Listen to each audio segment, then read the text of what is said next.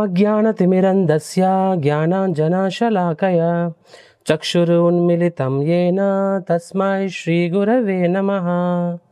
నమో ఓం విష్ణుపాదాయ కృష్ణప్రేష్ఠాయ భూతలే శ్రీమతే భక్తివేదాంత స్వామిన్ ఇతి నామినే. నమస్తే సరస్వతీ దేవే గౌరవాణి ప్రచారిణే నిర్విశేష శూన్యవాది పాశ్చాత్యదేశతారిణే. వాంఛాకల్పతరుభ్యశ్చ కృపా సింధుభ్య ఏవ చ పతితానాం పావనేభ్యో వైష్ణవేభ్యో నమో నమః.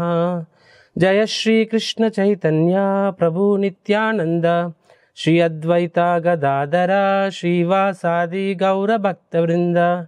హరే కృష్ణ కృష్ణ కృష్ణ హరే హరే హరే రామ రామ రామ హరే హరే. హరే కృష్ణ. భక్తులందరికీ స్వాగతం. సో ఇస్కాన్ విజయవాడ వారు నిర్వహిస్తున్న ఈ 18 రోజులు భగవద్గీత కోర్స్ కోవిడ్ టైంలో స్టార్ట్ చేయబడింది. ఆ తర్వాత మల్టిపుల్ బ్యాచెస్ సుమారుగా 16 బ్యాచ్లు ఇంతవరకు నిర్వహించడం జరిగింది.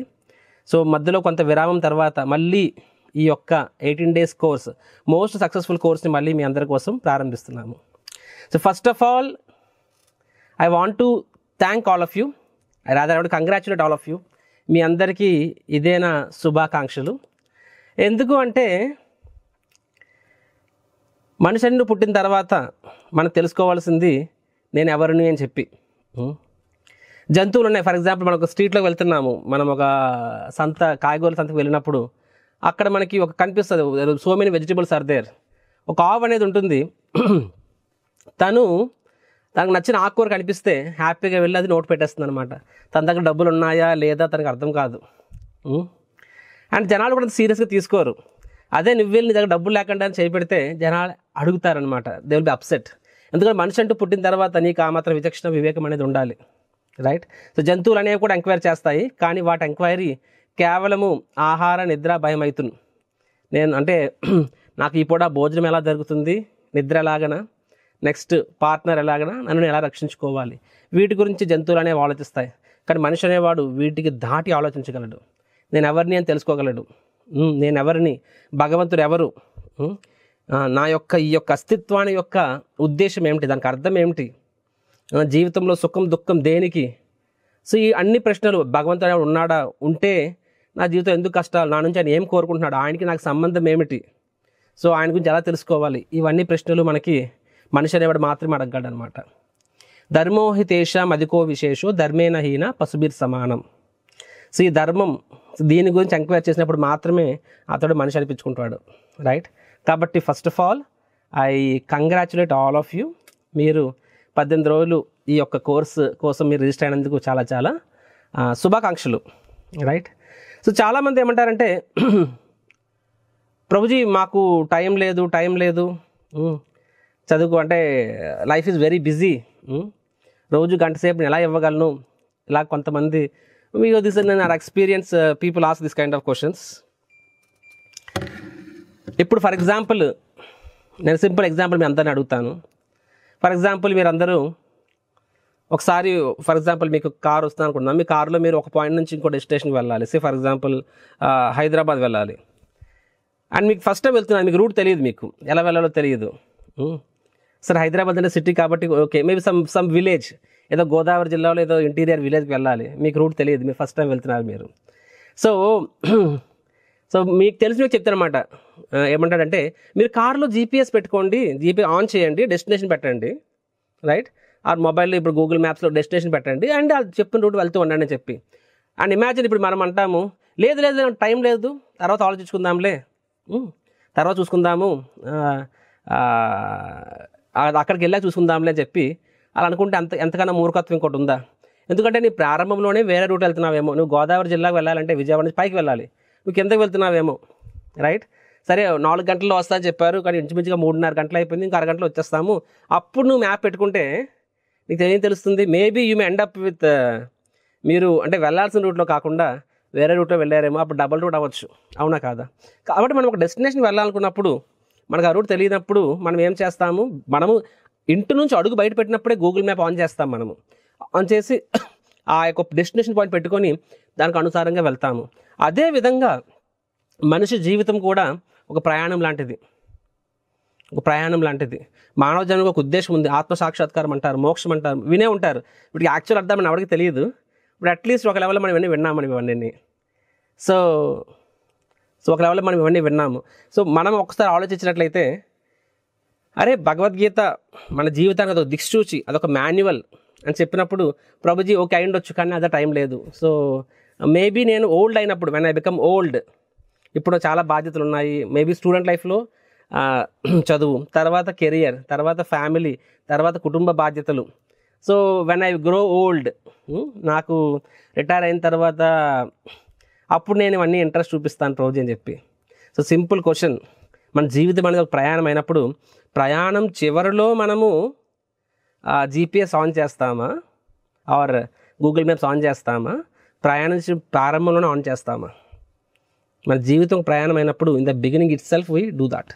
సో సిమిలర్లీ అదేవిధంగా భగవద్గీత అనేదండి, చాలామంది అనుకుంటారు ఈ అన్నికి శాస్త్రము, ఈ యొక్క భగవంతుడు, శాస్త్రం ఇవన్నీ కూడా ఓల్డ్ ఏజ్, అన్ని బాధలు తీరిపోయిన తర్వాత ఖాళీగా ఉన్నప్పుడు ముసలి వాళ్ళకు కాలక్షేపానికి అనుకుంటాం.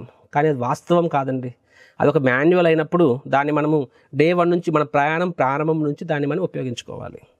సో దిస్ ఈస్, అందుకని ఆయన భగవద్గీత అనేది ఏంటి, భగవంతుడు ఈ సృష్టిని భగవంతుడు సృష్టిస్తే మనం ఏ ఇన్స్ట్రుమెంట్ తీసుకున్నా సరే, ఒక మొబైల్ తీసుకుందాము, లేకపోతే ఒక any instrument for that matter, ఒక గ్యాడ్జెట్ తీసుకున్నట్లయితే దాంతో కూడా మాన్యువల్ ఉంటుంది.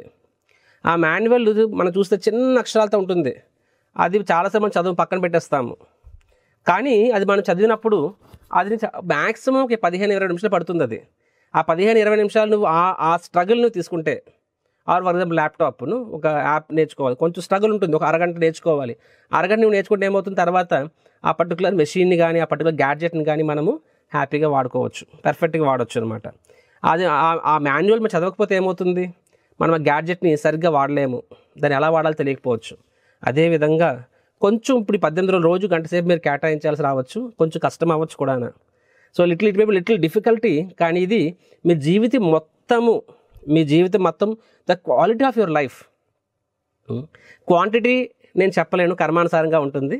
But the quality of your life, మీ జీవితం యొక్క క్వాలిటీని ఈ 18 రోజులు ఈ కోర్సు మీరు సరిగ్గా చేస్తే, I can give you 100% me quality of your లైఫ్ని ఈ యొక్క కోర్సు మార్చగలదు. భగవద్గీత ఉన్న పవర్ అది. భగవద్గీతకు ఉన్న పవర్ అది. సో ఇప్పుడు సరే ప్రభుజీ, ఈ కోర్స్ నుంచి మీరు ఏం ఎక్స్పెక్ట్ చేయొచ్చు నేను చెప్తున్నాను. సో భగవద్గీత 700 అధ్యాయాలు, 700 శ్లోకాలు ఉంటుంది. అండ్ అది మొత్తం కూడా ఈ 18 రోజులు చెప్పడం కుదరదు. సో దిస్ కోర్స్ హవెవర్ రోజు ఒక అధ్యాయం చొప్పున 18 రోజుల పాటు 18 అధ్యాయాలు మనము నేర్చుకుంటాము. సో సమ్మరీ స్టడీ నేర్చుకుంటాం అనమాట. సమ్మరీ స్టడీ అంటే క్లుప్తంగా, సింపుల్గా చెప్పాలంటే అకాడమిషియన్స్కి మీరు అర్థం చేసుకుంటే క్రాష్ కోర్స్ అనుకోవచ్చు. ఒక క్రాష్ కోర్స్ లాగా మీకు ఈ యొక్క 18 రోజుల కోర్సు ఉపయోగపడుతుంది. ఈ కోర్స్ వల్ల ఈ 18 నేర్చుకోవడం వల్ల హోలిస్టికల్గా ఒక బర్డ్ ఐ వ్యూ, అంటే క్లుప్తంగా ఒక బ్రాడ్ వ్యూగా మీకు తెలుస్తుంది. ప్లస్ మోస్ట్ ఆఫ్ మన జీవితంలో మనకు సంబంధించి చాలా ప్రశ్నలకు సమాధానం దొరుకుతుంది. రాదర్ నేను ప్రతిసారి కోర్స్ ప్రారంభం డే 1లోనే ఛాలెంజ్ చేస్తాను. ఏమని చేస్తానంటే, ఈ 18 రోజులు మీరు అటెండ్ అవ్వండి అండ్ మీరే చూస్తారు. మీరు రాసి పెట్టుకోండి. సింపుల్ అడుగుతున్నాను, ఇప్పుడు అడుగుతున్నాను. మీరు ఫర్ ఎగ్జాంపుల్ మీకు లైఫ్కి సంబంధించి ఏ ప్రశ్న ఉన్నా సరే మీరు మీ బుక్లో ఎక్కడో రాసి పెట్టుకోండి. ఈ 18 రోజులు అయిన తర్వాత, ఈ 18 రోజుల కోర్సులో నేను మోర్ ఆర్ లెస్ ఆ క్వశ్చన్ కవర్ చేసే ఉంటాను నేను. అది you can write anything, whatever you want మీరు రాయండి ఆ క్వశ్చన్ అది అబౌట్ లైఫ్.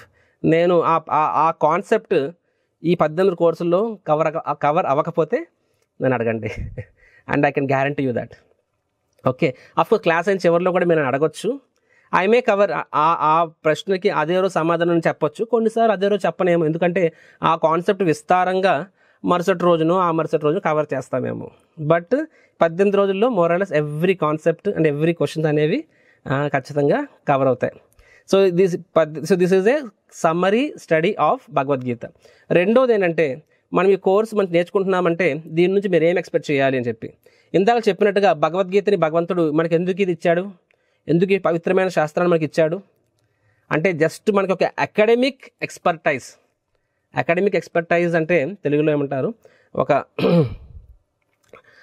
ప్రావీణ్యత, ఒక శ్లోకాల యొక్క ప్రావీణ్యతను లేకపోతే విద్య. So it's not for scholarly అంటే అకాడమిక్ ఎక్స్పర్టైజ్ కోసం కాదు, అది దాన్ని జీవితంలో అప్లై చేయడం కోసము.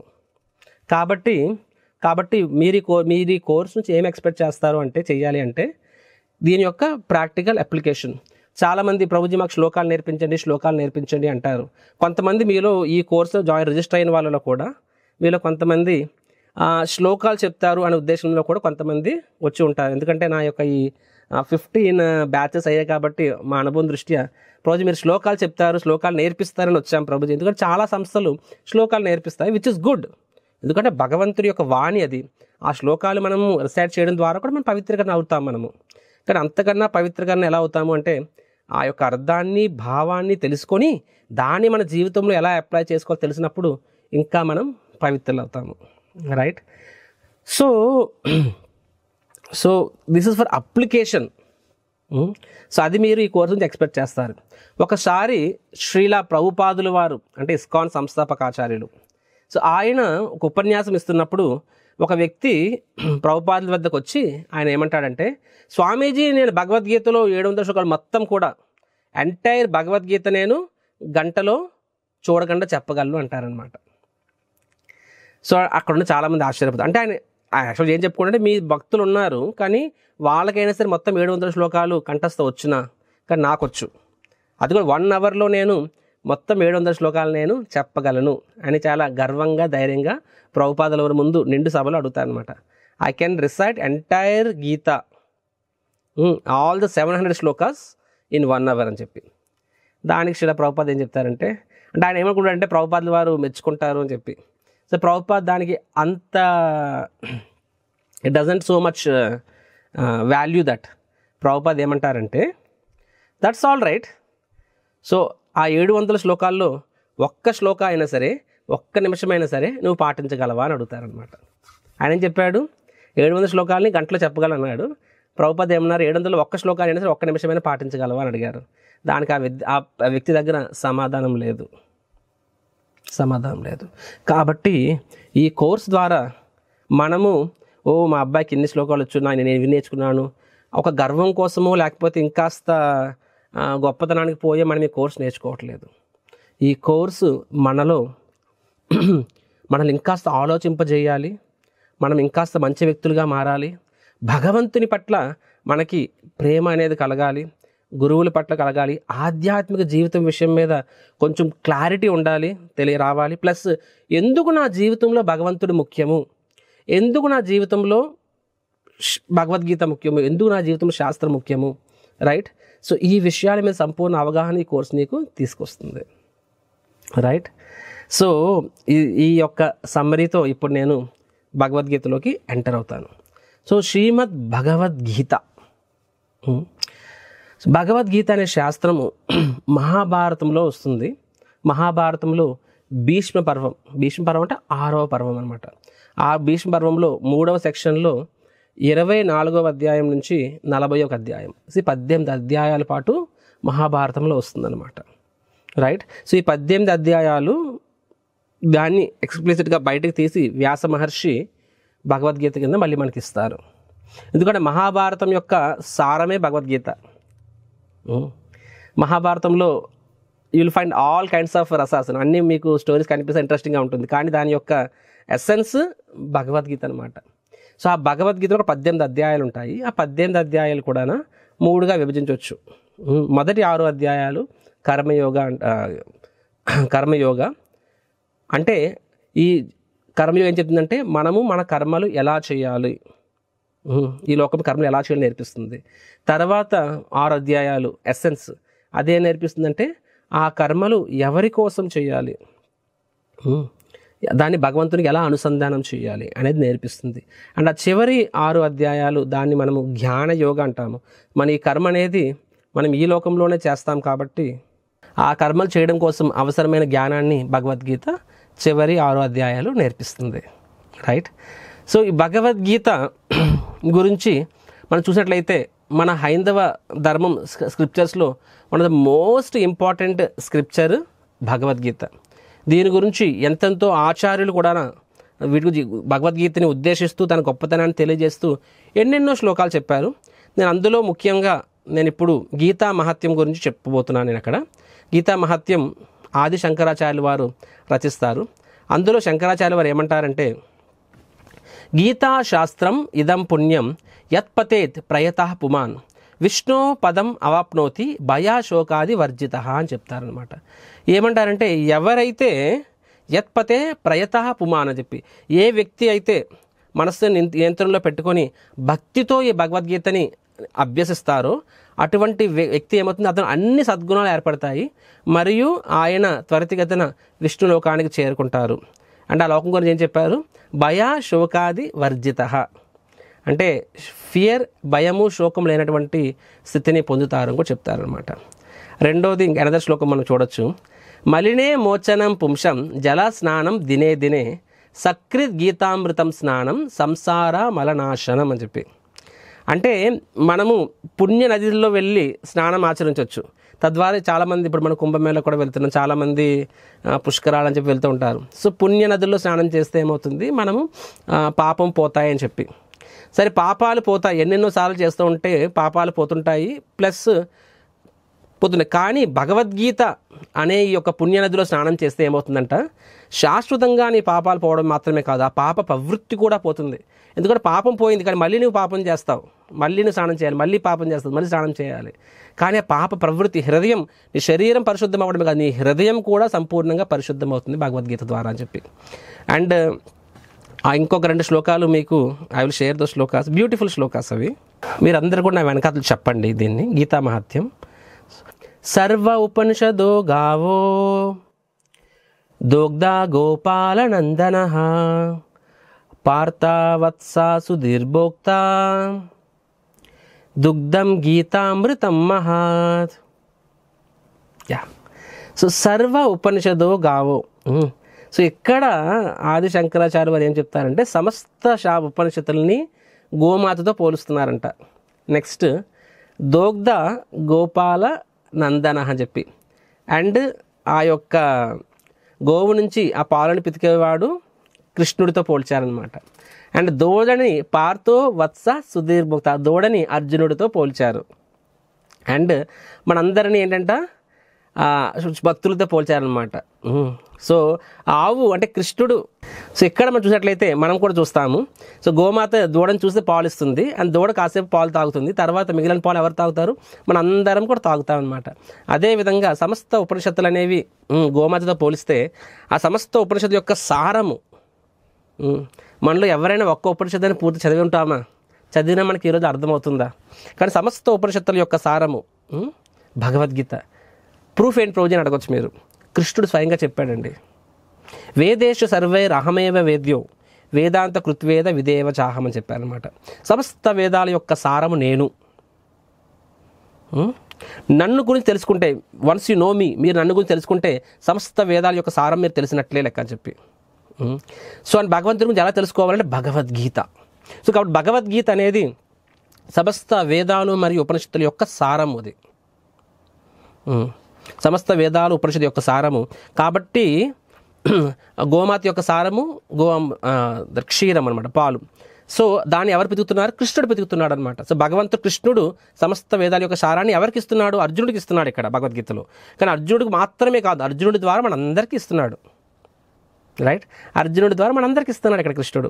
సో మనం చూస్తాం కదండి, మనం దూడని పెడతాము, కాసేపు పాలు తాగుతుంది, తర్వాత కడుపు నిండిపోతుంది. ప్రకృతి ఎలా సృష్టింపబడిందంటే గోమాత ఎప్పుడైనా సరే దూడకి ఎంత అవసరం అంతకన్నా ఎక్కువ పాలు ఇవ్వగలదు, మిగతా పాలు మన అందరికి వస్తాం అన్నమాట. అదేవిధంగా కృష్ణుడు అర్జునుడి ద్వారా ఈ భగవద్గీత మనందరికీ కూడా ఈ జ్ఞానాన్ని మనకి ఇచ్చారు. సో ఇదే విషయాన్ని శంకరాచార్యులు వారు చెప్పారు. దీని తర్వాత ఇంకో శ్లోకం వస్తుందండో, అది ఇంకా అద్భుతమైన శ్లోకం. అది ఏకం శాస్త్రం దేవకీ పుత్ర గీతం ఏకో దేవో దేవకీ పుత్ర ఏవ ఏకో మంత్రస్య తస్య నామాని యాని కర్మాప్యకం తస్య దేవస్య సేవా. సో ఏకం శాస్త్రం దేవకీ పుత్ర గీతం. సో శంకరాచార్యులు చెప్తున్నారు, let there be one scripture. ఎందుకంటే మన శాస్త్రాలు లక్ష శ్లోకాలు ఉన్నాయి. సో అదొక పెద్ద దట్టమైన అడవి లాంటిది. అందులో మనం ప్రవేశిస్తే తిరిగి అటువైపు ఎలా చేరుకోవాలి కొన్నిసార్లు అర్థం కాదు. చెట్టు అడవిలో మనం మధ్యలో స్టక్ అయిపోవచ్చు. సిమిలర్గా ఎస్పెషల్ కలియుగ వాసులు మనకున్న అల్పాయుషుకి మనకున్న బుద్ధికి మనం సమస్త శాస్త్రాలు అర్థం చేసుకోవాలనుకుంటే ఇంపాసిబుల్. సో కాబట్టి కలియుగంలో ఆచార్యులు ఏమని చెప్పారు, మన కలియుగ వాసుల యొక్క కెపాసిటీ అంతా తెలుసు కాబట్టి, ఆచార్యులు తెలుసు కాబట్టి ఇవన్నీ కాదు, ఒకే శాస్త్రాన్ని అధ్యయనం చేయండి. Let there be one literature. ఏకో శాస్త్రం దేవకీ పుత్ర గీతం. దేవకీ పుత్ర గీతం అంటే భగవద్గీత. రెండోది చెప్పారు ఏకో దేవో దేవకీ పుత్ర ఏవ. So let there be one worshipable god. ఒకరినే పూజించగలము, కృష్ణుని పూజించండి.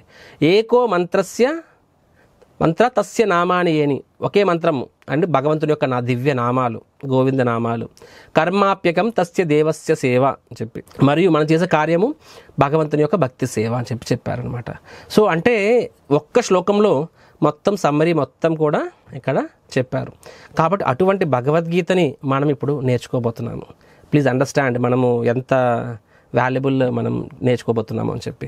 కాబట్టి మై డియర్ ఫ్రెండ్స్, సో ఇప్పుడు మీరు కోర్స్ నేర్చుకుంటున్నారంటే మీకు కావాల్సిన క్వాలిటీ ఏంటంటే ఫస్ట్ మనము ఒక కృతజ్ఞతా భావనతో ఉండాలి ఫస్ట్. ఇప్పుడు మీరు అందరి కోర్స్ ఎలా జాయిన్ అయ్యారు? మీకు మేబీ ఆ వాట్సాప్ మెసేజ్ వచ్చి ఉండొచ్చు, రైట్? మెసేజ్ను పోస్టర్ను వచ్చి ఉండొచ్చు. సో మీకు అనిపించి అరే నేను ఏదో గ్రూప్లో ఉన్నాను నాకు వచ్చింది, you may feel like this. I'm telling you, అలా అనుకోవద్దండి. భగవంతుడు మీకు స్వయాన పంపించాడు అలా అనుకోండి. ఆయన మీకు పంపించాడు మరియు ఆయన మిమ్మల్ని నేర్చుకోమని చెప్తున్నాడు. అంటే స్వయంగా కృష్ణుడు అర్జునుడికి ఎలా నేర్పించాడో, అదేవిధంగా అదే కృష్ణుడు మీ మొబైల్లోకి వచ్చాడు, మీ ఇంటికి వచ్చాడు, మీ మొబైల్లోకి వచ్చి నేర్చుకోమని చెప్తున్నాడు. ప్రభుజీ నాకు కృష్ణుడు డైరెక్ట్ చెప్పట్లేదు కదా, మీరు చెప్తున్నారు కదా అనొచ్చు మీరు. మేం చెప్పట్లేదండి, కృష్ణుడే చెప్తున్నారు. We are postman. ఒక పోస్ట్ మ్యాన్ ఇప్పుడు ఎవరో మనకు ఒకప్పుడు మనీ ఆర్డర్ చెక్ అంటారు, మనీ ఆర్డర్ ఇస్తాడు. మనీ ఆర్డర్ ఇస్తే మన పోస్ట్ మ్యాన్ గొప్పతనం అనుకుంటామా, మనీ ఆర్డర్ పంపించడం గొప్పతనమా? అవునా కదా? Post man is a carrier. సిమిలర్గా మేమందరం కేవలం వీఆర్ ద పోస్ట్ మ్యాన్స్ యాక్చువల్గా. సో ఆ మనీ ఆర్డర్ కృష్ణుడు ఇచ్చాడు, ఆ మనీ ఆర్డర్ పేరే భగవద్గీత. ఇక్కడ అర్థమైందా? సో కృష్ణుడే స్వయాన మిమ్మల్ని నేర్చుకోమని చెప్తున్నాడు, మీ దగ్గరికి వచ్చి మీకు నేర్పిస్తున్నాడు. మీరు ఆ భావంలో ఉండాలి. కాబట్టి ఫస్ట్ అండ్ ఫార్మోస్ట్ ఇస్ కృతజ్ఞతాభావం. ఇది మీకు ఖచ్చితంగా ఉండాలి. రెండవది ఏంటి అంటే బెస్ట్ మీ దగ్గర అందరి దగ్గర కూడా భగవద్గీత ఉండాలి. శ్రీల ప్రభుపాదుల భగవద్గీత అది ఉంటే బెస్ట్. ఎందుకంటే క్లాస్ అయిన తర్వాత మీరు ఒకసారి మళ్ళీ దాన్ని రివైజ్ చేయొచ్చు.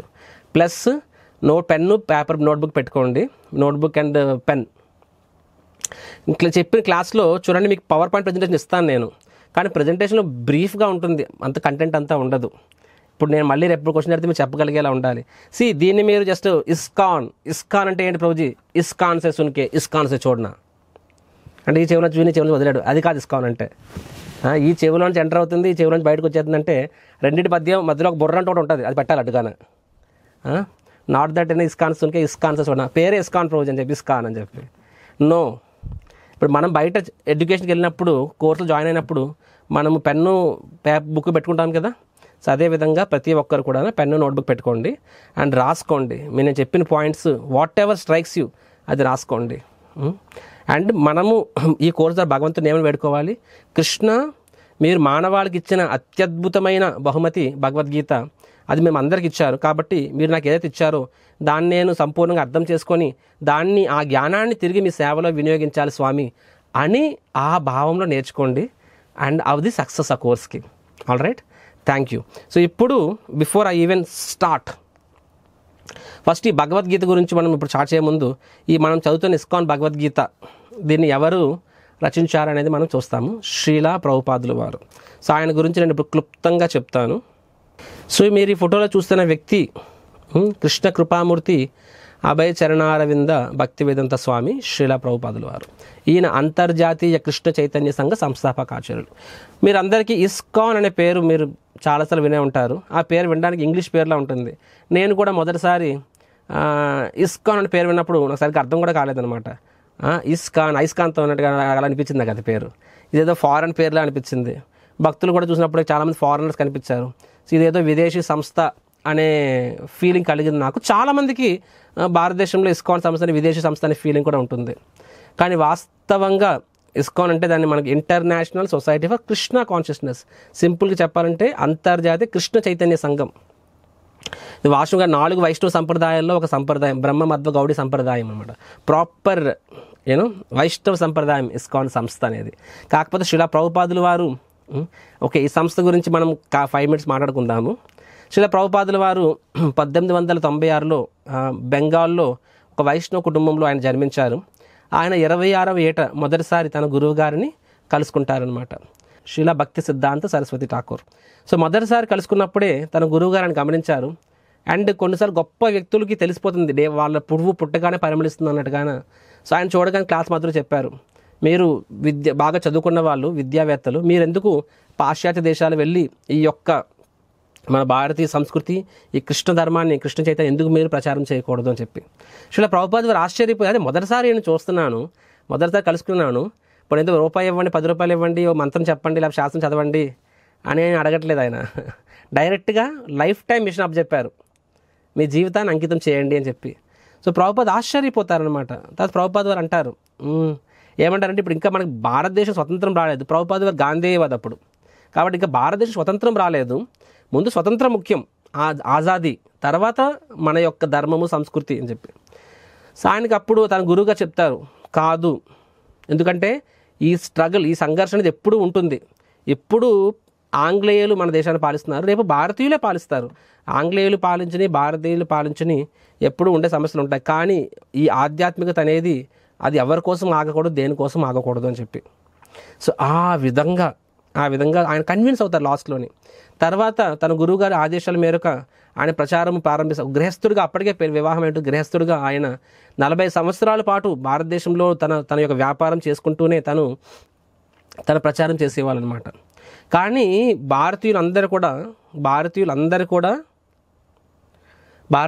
కూడా ఆయన అబ్జర్వ్ చేసింది ఏంటంటే, స్వతంత్రం అయితే వచ్చింది, అంతవరకు ఆంగ్లేయులు జబర్దస్తిగా మనల్ని పాలించారు. 47 వరకు, 47 తర్వాత భారతీయులు తమకు తాముగా ఆంగ్లేయులకు బానిసలు అయ్యారు, అంతవరకు వాళ్ళు ఫోర్స్ఫుల్గా మనల్ని బానిసలు చేశారనమాట. సో ప్రభుపాద చూశారు జనాలు అర్థం చేసుకోవడం అని చెప్పి. సో ప్రభుపాద ఏం చేశారు, ఎవరినైతే వీళ్ళు గొప్ప అనుకుంటున్నారో, anything from west is great, ఎవరైతే గొప్ప వ్యక్తులు అనుకుంటున్నారో, ఎవరి విద్య గొప్ప విద్య అనుకుంటున్నారో, ఎవరి సంస్కృతి గొప్ప సంస్కృతి అనుకుంటున్నారో, వాళ్ళకే అర్థమయ్యేలా చేస్తే అప్పుడు వీళ్ళు అర్థం చేసుకుంటారని చెప్పి. అవునా చూడండి, కొన్నిసార్లు మేడ్ ఇన్ ఇండియా అంటే వాల్యూ లేదు, అదే ఇండియా నుంచే ఫారినర్స్ తీసుకెళ్ళిపోయి వాళ్ళ బ్రాండ్ వేసుకొని ఇంపోర్ట్ అయితే మనము ఎగేసుకొని మళ్ళీ కొంటాం మనం. సో ప్రభుపాద్ అమెరికా వెళ్ళారు. అమెరికా వెళ్ళి అక్కడ 10 ఏళ్ళలో ఒక విప్లవం సృష్టించి మళ్ళీ ఇండియాకి, అప్పుడు విదేశీ భక్తులు ఇండియాకి వచ్చి వాళ్ళ చేత నృత్యం చేపించి వాళ్ళని శుద్ధ భక్తులకు మార్చినప్పుడు అది చూసి భారతీయులు, అవునా మన ధర్మం ఇంత గొప్పదా, జస్ట్ మన ధర్మం గొప్పదని చూడండి అని చెప్పి.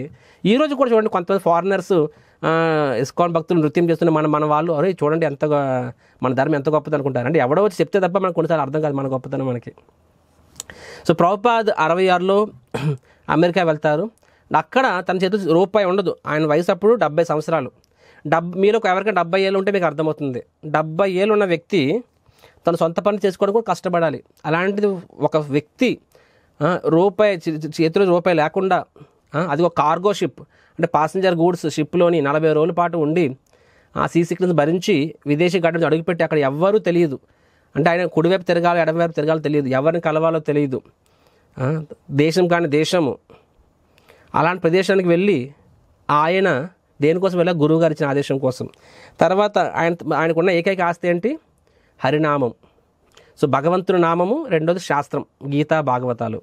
సో ఈ రెండింటిని నమ్ముకొని ఆయన అంటే జస్ట్ ఇట్స్ ఏ వండర్స్ అంటారు కదా, మ్యాజిక్ చేయండి స్వామీజీ, మీరు బూడిద సృష్టించగలరా, నిమ్మకాయలు సృష్టించగలరా, అలా నిమ్మకాయ కావాల్సి రూపాయి దొరుకుతుంది, బూడిద కావాలంటే ఫ్రీగా దొరుకుతుంది నీకు, నిమ్మకాయ బూడిద సృష్టించేది మాత్రం గొప్ప వాళ్ళు అయిపోవేమని. నిజమైన మ్యాజిక్ అంటే హృదయం పరివర్తన అవ్వాలి. సో అలాంటి మ్యాజిక్ షోలో ప్రభుపాద చేశారనమాట. అమెరికా దేశం మొత్తాన్ని ఒక ఊపు ఊపారు ఆయన. అక్కడ ఉన్న యువత మొత్తం కూడా అన్ని వ్యసనాలకి బానిసలైన హిప్పీ మూమెంట్ ఆ టైంలో. సో అలాంటి వాళ్ళందరినీ కూడా ఈ హరినామం జపం చేయించి, వాళ్ళ సంకీర్తన చేయించి, వాళ్ళ చేత భగవద్గీత నేర్పించి, భాగవతం చదివించి వాళ్ళని శుద్ధ భక్తుల కింద మార్చారనమాట. రైట్. సో శుద్ధ భక్తుల్ని మార్చి వాళ్ళని భారతదేశం తీసుకొచ్చినప్పుడు ఆ తర్వాత భారతీయులను గుర్తించి ఆ తర్వాత రెస్ట్ ఇస్ హిస్టరీ, విప్లవం అనమాట. సో ఈరోజు ప్రపంచంలో అన్ని ఆధ్యాత్మిక సంస్థలు కూడా అత్యంత ఎక్కువ ఫాలోవర్స్ మరియు మందిరాలు ఉన్న సంస్థ ఇస్కాన్. 700 పైచులకు మందిరాలు ఉన్నాయి. ప్రపంచంలో 1000 పైచులకు రథయాత్రలు జరుగుతున్నాయి. ISKCON is world's #1 vegetarian food distributor. అంటే ఇప్పటికీ 350 కోట్ల మందికి ప్రసాదం వితరణ చేయడం జరిగింది. 60 కోట్ల భగవద్గీతలు పంచడం జరిగింది. సో ప్రపంచంలో ఈరోజు అంటే భారతదేశం నుంచి సాఫ్ట్వేర్ ఇంజనీర్ వెళ్ళిన దేశమైన ఉంది లేదేమో కానీ ఇస్కాన్ సంస్థ లేని దేశం లేదు. ఈవెన్ ముస్లిం దేశాలు పాకిస్తాన్లో కూడా 10 కొద్ది మందిరాలు ఉన్నాయి. Islamic state of Iraq and Syria అంటాం, ISIS అని చెప్పి. అలాంటి దేశాల్లో కూడా ఇస్కాన్ మందిరాలు ఉన్నాయంటే ఇదంతా ఎలా సాధ్యమని చెప్పండి? భగవద్గీత, భగవంతుడి నామము, భగవద్గీత, ఈ రెండింటి వల్ల సాధ్యమైంది. కాబట్టి అలాంటి భగవద్గీతను ఇప్పుడు మీరు నేర్చుకోబోతున్నారు. దయచేసి ఈ విషయం అర్థం చేసుకోండి. ఇప్పుడు మీరు నేర్చుకోబోతున్నది అది దట్ నాలెడ్జ్ ఎంత గొప్పది అంటే ఒక ప్రపంచంలో ఒక విప్లవాన్ని తీసుకొచ్చింది. ఒకప్పుడు భారతీయులు తమ సొంత ధర్మం పట్ల ఒక రకం చులకన భావం ఉన్నప్పుడు ఈరోజు ఒక సాధువు అనేవాడు తలెత్తుకొని తిరుగుతున్నాడు, ఒక హిందూ అనేవాడు తలెత్తుకొని తిరుగుతున్నాడు. అందులో ఇస్కాన్ యొక్క వాల్యూ చాలా ఉందన్నమాట. భగవద్గీత చేసింది. అలాంటి భగవద్గీత ఇప్పుడు మనం నేర్చుకోబోతున్నాము. కాబట్టి let us all pray to Krishna. ఇంకొకసారి భగవంతుని మనము వేడుకుందాము. భగవంతుని యొక్క ఆశీర్వాదంతో ఈ శాస్త్రం మనం అర్థం చేసుకోవాలి. అంతేకాకుండా దాన్ని పాటించే ఆధ్యాత్మిక శక్తి కూడా మనకి కావాలని చెప్పి భగవంతుని మనం వేడుకుంటూ ప్రారంభిద్దాం. Hare Krishna. So now entering Bhagavad Gita. ఈరోజు మొదటి అధ్యాయం చూద్దాము. సో మొదటి అధ్యాయం ప్రీఫేస్ ఏంటంటే మనందరూ తెలిసిన స్టోరీని. మహాభారతము 5000 సంవత్సరాల కిందట జరిగిన యథార్థ గాథ అది. సో అప్పుడు కురువంశాన్ని యాక్చువల్గా మనము ముగ్గురు ఉండేవాళ్ళు. ఒకరు ధృతరాష్ట్రుడు, పాండురాజు, మరి 3 విదురుడు అని చెప్పి. సో ధృతరాష్ట్రుడు జన్మతః అంధుడు అవడం వల్ల రెండవ పుత్రుడు పాండురాజుకి రాజ్యం దక్కుతుంది. అండ్ పాండురాజు చాలా మంచి వ్యక్తి, అద్భుతమైన రాజు. రాజ్యాన్ని చాలా చక్కగా పాలించేవాడు. అండ్ ఒక సందర్భంలో ఒక దురదృష్టవశాత్తు ఆయన అకాల మృత్యు గురవుతాడు అనమాట. శాపగ్రస్తుడే అకాల మృత్యుకు గురవుతాడు. సో అప్పుడు పాండురాజు చనిపోయిన తర్వాత రాజ్యంలో ఎవరు ఉండాలి? పాండురాజు పుత్రులు ఉండాలి. అకార్డింగ్ టు అప్పటి ధర్మం ప్రకారంగానే రాజుపుత్రులు రాజు అవుతారు. కానీ ఆ రాజు యొక్క పుత్రులు పాండవులు అప్పుడు ఇంకా చిన్నపిల్లలు కాబట్టి వాళ్ళకి ఇంకా రాజు అయ్యే అర్హత లేదు కాబట్టి సో టెంపరీ గార్డియన్ అంటే కేర్ టేకర్ కింద ధృతరాష్ట్రుడు నియమిస్తారు. అంధుడైనప్పటికీ ధృతరాష్ట్రుడు నియమిస్తారనమాట. కాబట్టి ధృతరాష్ట్రుడు ఈజ్ ఏ గార్డియన్, అంటే పాండవులకి పెద్దనాన్న అవుతారు ఆయన, గార్డియన్. అండ్ పాండవులు పెరిగినంత వరకు ఆయన రాజ్యం చూసి తర్వాత పాండవులకు అప్పచెప్పాలి. కానీ ఏమవుతుంది, ధృతరాష్ట్రుడు ఆయన జన్మతః అంధుడు, పుట్టుకతో అంధుడు, కానీ బుద్ధిరీత్యా కూడా ఆయన అంధుడు అనమాట. బుద్ధిరీత్యా అంటే ఈవెన్ ఇస్ అంటే ఆయనలో ఆ యొక్క నిస్వార్థ భావం లేదు. కాబట్టి ఆయన ఏం కోరుకుంటాడు, నా కొడుకులేకే ఈ రాజ్యం రావాలి అని చెప్పి ఆయన ఆ రకంగా ఆలోచిస్తాడు. తన యొక్క ధర్మాన్ని విస్మరిస్తాడనమాట ధృతరాష్ట్రుడు, రైట్. కాబట్టి పాండవుల్ని ఏదో విధంగా వాళ్ళని పక్కకు జరిపేయాలి, వీలైతే వారిని వధించాలి, ఏదైతే కానీ నా కొడుకులకి రావాలని చెప్పి అలాగ ఆయన కోరుకుని ఉంటాడు. అండ్ రకరకాల జిత్తులు పై ఎత్తులను వేస్తూ ఉంటారు. ఆ రకంగా పాండవులు అనేక విధంగా ఇబ్బంది పెడతారు. పాండవులు అన్నీ భరిస్తారు. తర్వాత అరణ్యవాసము, తర్వాత అజ్ఞాతవాసము, అవన్నీ అయిన తర్వాత అయినా తిరిగి వచ్చి వాళ్ళకి వాళ్ళ రాజ్యాన్ని ఇవ్వాలి. అయినా వీళ్ళు ఇవ్వరు. సో పాండవులు క్షత్రియులు కాబట్టి వాళ్ళు వేరే వృత్తి చేసుకోకూడదు కాబట్టి వాళ్ళకి యుద్ధం ఇష్టం లేదు కాబట్టి సరే కనీసం ఒక 5 గ్రామాలు ఇవ్వండి అని అడుగుతారు. మీరు 5 గ్రామాలు ఇవ్వండి నాకు చాలు, క్షత్రియులుగా మేము వేరే పని చేసుకుంటే అది ఒక రకంగా అది ధర్మానికి విరుద్ధం, 5 గ్రామాలు ఇచ్చినా సరే మేము మా రాజ్యం పాలించుకుంటాము, మిగతాది మేము చెప్పి. కానీ దుర్యోధనుడు అండ్ టీం ఎంతటి వాళ్ళు స్టబర్న్ మొండి వాళ్ళంటే వాళ్ళు ఏమంటారు, 5 గ్రామాలు కాదు కదా మీకు, ఈవెన్ ఒక సూది గుండు పడితే ఉండే నేలంతా కూడా మేము ఇవ్వమని చెప్తారనమాట. అది కాకుండా కూడా వాళ్ళని ఏదో విధంగా వధించాలని ప్లాన్ చేస్తారు. కాబట్టి ఎన్ని విధాలుగా వీళ్ళు శాంతి కోరుకున్నా సరే కావనప్పుడు ఇంకా చివరికి వారు యుద్ధానికి సన్నద్ధమవుతారు. కృష్ణుడు చెప్తారు యుద్ధం చేయమని చెప్పి.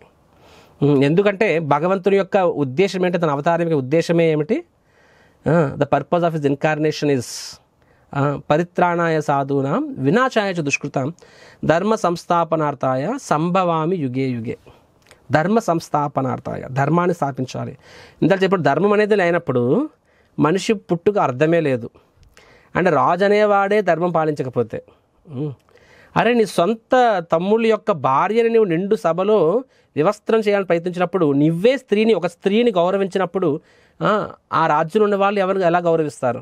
నువ్వే ధర్మాన్ని పాటించినప్పుడు వేరే వాళ్ళ ధర్మాన్ని పాటిస్తారు. ఒక రాజు అనేవాడు ఉదాహరణ స్థాపించకపోతే ప్రజల పరిస్థితి ఏంటి? కాబట్టి వాళ్ళు రాజుకు అనర్హులు. సో కృష్ణుడు ఏం చెప్తారు? యుద్ధం చేయమంటారు అనమాట. సో అలా యుద్ధం అనేది అనివార్యమవుతుంది. సో ఫైనల్గా యుద్ధంలో భాగంగా ఇద్దరు కూడా, కౌరవులు మరియు పాండవులు ఇద్దరు కూడా కురుక్షేత్రలో సంగ్రామానికి రెడీ అవుతారు. సో రెండు ఆర్మీస్ ఇరువైపులా ఉంటాయి.